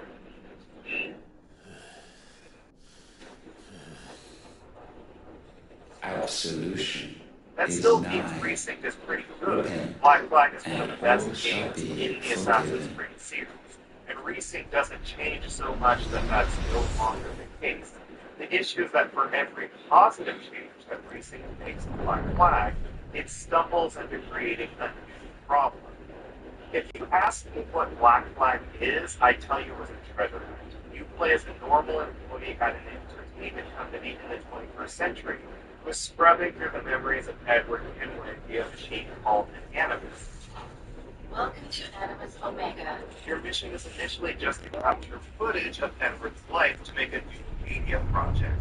However, your research into Edward's memories draws the attention of your bosses. Turns out, Edward stumbled across someone who knew of a site called the Observatory during this period of his life. And your bosses want to know whether Edward ever found it himself. They task you with spending more and more time reliving Edward's life in hopes of finding where it's hidden in the past, so they can rediscover it for themselves. Fewer than we have learned. you don't know Wherever what we the go, we observatory need a sea of limit tears is on our or way. why you're looking for it, and your efforts slowly pulling you into a shadow war between These freedom-protecting are assassins the wages and of your order-oriented will, son. Templars. And at the same time, you see What Edward good similarly are get pulled into choices that exact when same all they ever conflict bring, all 300 they years will earlier. ever Mirroring bring your is death? character's life to Edward's There's is no atoning, straightforward but Clive. effective narrative framework. No matter how And it hard adds you this try. incredible science fiction flavoring to what's an already terrific historical fantasy adventure. To date, it's one of the best intertwined present and past stories in the series. Only the first two Assassin's Creed games do that. Recent gets rid of pretty much all of that. The intro does establish that you're experiencing a simulation of Edward's life via the Animus, but doesn't provide any reasoning as to why you're doing it. The original game's modern-day missions have been completely stripped away. You never actually step outside of the Animus. This reframes the entire adventure. It no longer feels like a sci-fi treasure hunt. Instead, Precinct is a sci-fi rebellion. But you won't get this thing if you just play Precinct 4, as the modern-day missions that provide this From framing will are is born all optional. desire, and it is Precinct this a which sequel to consumes you, Assassin's Creed rendering Shadows, you not Assassin's incomplete. Creed 3 like the original Black Flag. Do you not see how the Continues story world of Gaddis bends years and with warps awakened under the weight Templars of your to fight against hungering evil hearts? and artificial intelligence created by the Templars is now training itself to become the perfect overlord of the What race. if it Go out of your way to all find them, just like go really away? out of your way. The game does not make it easy for you. You can find rifts that allow you to temporarily enter what I can only surmise is the Black Room, where Ego shows you how it would use details of Edward's life to generate what it thinks is a better version of historical events. This is fascinating. However, this weird as hell but in a cool way sci-fi story is frustrating to tucked away in optional side content. It's not easy to find because it's not marked on an in-game map. You just have to know where to look for these rifts, or spend hours scouring every corner of the rig. And hopefully you've also done all the rifts in Shadows, so that you have the context for who Ego is, why the guy and Evil are fighting Ego, who the guy and Evil even are. It is a whole thing, let me tell you, what it means for you to be one of the travelers. This bizarre mishandling of the framing device for recent story encapsulates the remake's failing. It does a lot of cool stuff, but it also doesn't use that cool stuff very effectively. It's so bewildering to play this game and see moments of brilliance in You're my brother. I adore what Recent does for Anne Bonny, for example, a character who takes on an important role in the final chapters of Flag is largely absent for most of the story. Recent has Anne introduced as soon as Edward returns to NASA at the very beginning of the game, and she regularly pops up in the story after that to create that further flesh out her importance. And it makes all of the already great scenes involving her in the later chapters get even harder. State Stripper Ed Thatch and Steve Bonnet both of them also get more screen time in brand new missions and continue their storylines after their departure from Black Flag story and get some more villain in. So why then does Recent bother to add brand new characters who have very little screen time, unrewarding finales to their arcs, leaves them feeling separated from Edward's tale? The remake is fixing the problem of Black Flag's old characters, and then adding new characters with the flaws that were just fixed in the original science series. Preserving one of the original problems of Black Flag. His trespass should not have been possible. Not possible unless he has been with Mythos all along. Other issues aren't nearly as The severe. mark of the Phoenix, emblazoned upon his heart, Most are a result made of manifest Black by Flag the power of will but the alone. various teams across the The power of creation. Can it be? Are there potent. Are you still talking?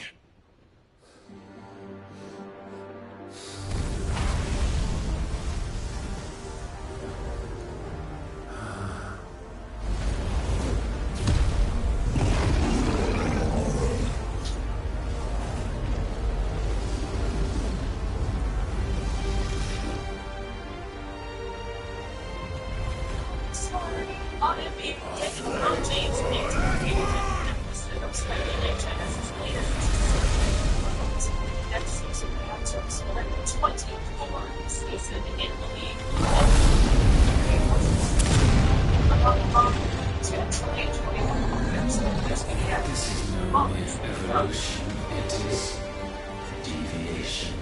And here from does Logos rise.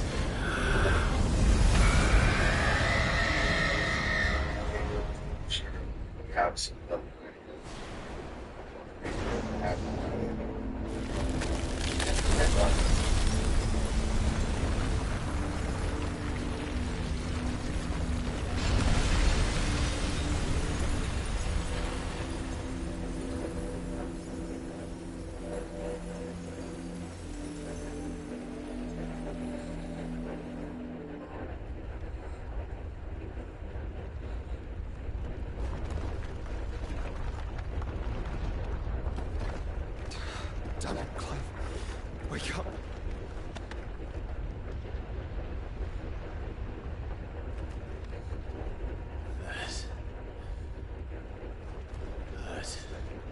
Sorry to wake you. But I think it may be time to leave. Won the WWE Championship on Monday Night Raw in the main event in Chicago against Sami Zayn. A great match between two great professional wrestlers.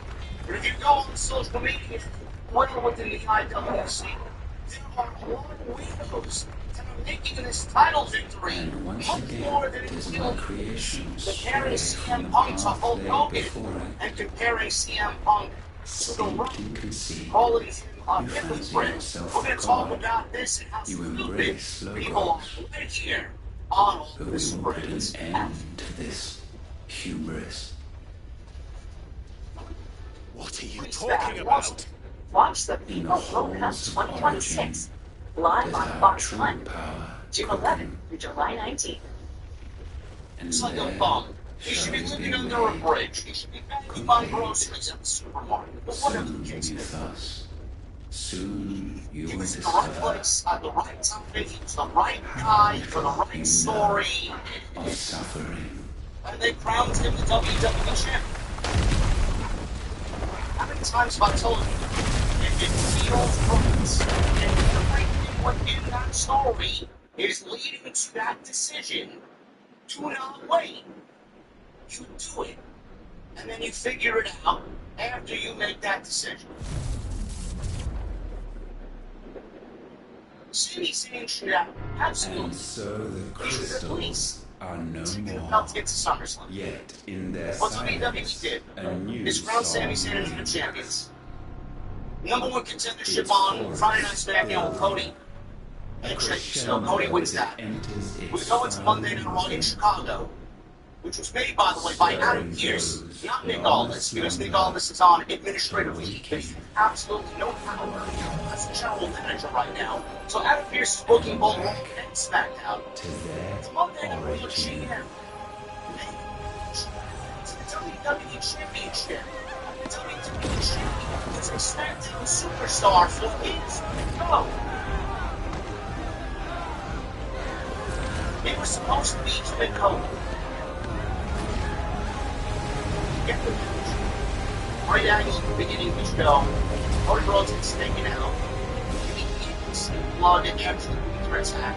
We don't realize that, okay, Cody Rhodes is not coming back out, and more than likely he will not be medically cleared. All still long. Chance of CM Punk, CM Punk, CM Punk. Sami Zayn was thinking, maybe now I don't defend my championship. Not because he's not willing to defend the championship, but because he felt like he shouldn't have had to defend the championship to begin with. The championship is housed on SmackDown. He's a SmackDown star on Raw. Why?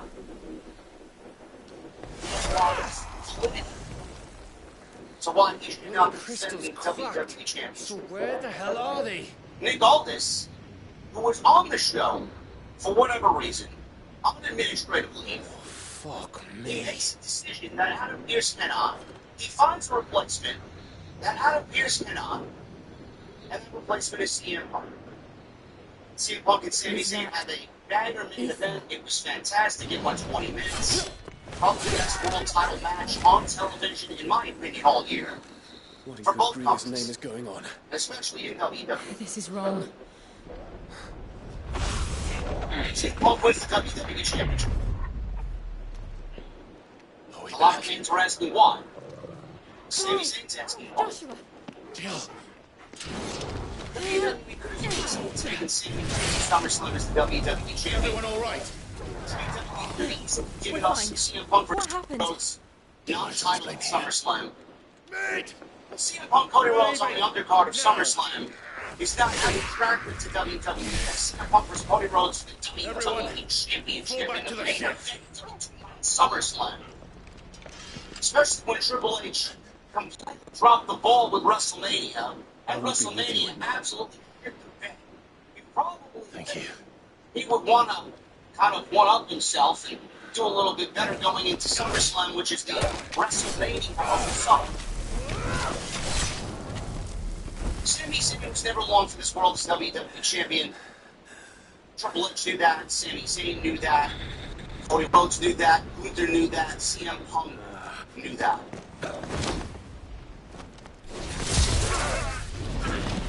Everybody now is complaining about not Sami Zayn. How could you? Now it's how could you take the belt off of him? First it was he's not a champion. Now it's could you take the belt off of him?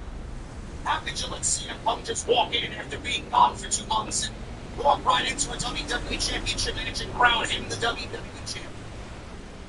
He's a hypocrite. He's like The Rock. He's become what he said he hated. No, he did not. And that's why I've been compelled to make this video today. Because it's not the same thing by any stretch of the imagination. What they did on Monday was risky. What they did on Monday was different. What they did on Monday was inject some life into the SummerSlam build that wasn't really there before. Tell everyone what happened to Drake's spine. And when he got back, And I'm going to need Otto's everything help. seemed to just have this level of excitement to it. Sami was the only interesting thing across 4 hours of WWE television, 5 before we just moved SmackDown back to 2 hours and 3 hours. The only interesting aspect about all WWE television was the I think this is a good save spot. he didn't want as the WWE Champion. That's a factual statement. I don't give a We're on quest 67 to 68. Now Punk is back and everything's turned upside down and things are unpredictable, things are exciting, things are legitimate. I'm actually looking forward to SmackDown on Friday. Why? Because Sami's still compelling and Sami's still intriguing and Sami's still interesting. Especially after the promo we cut that WWE posted on their Twitter page. And Punk is back and on SmackDown full time and he's the WWE Champion. And then we have the X Factor of boring Cody Rhodes, who clearly is owed a title match. And what they do with him is going to be interesting going into SummerSlam. But is Punk a hypocrite? No. Is Punk The Rock? No. Is CM Punk Hulk Hogan? No. Alright, we'll save again. Everybody's comparing CM Punk to The Rock.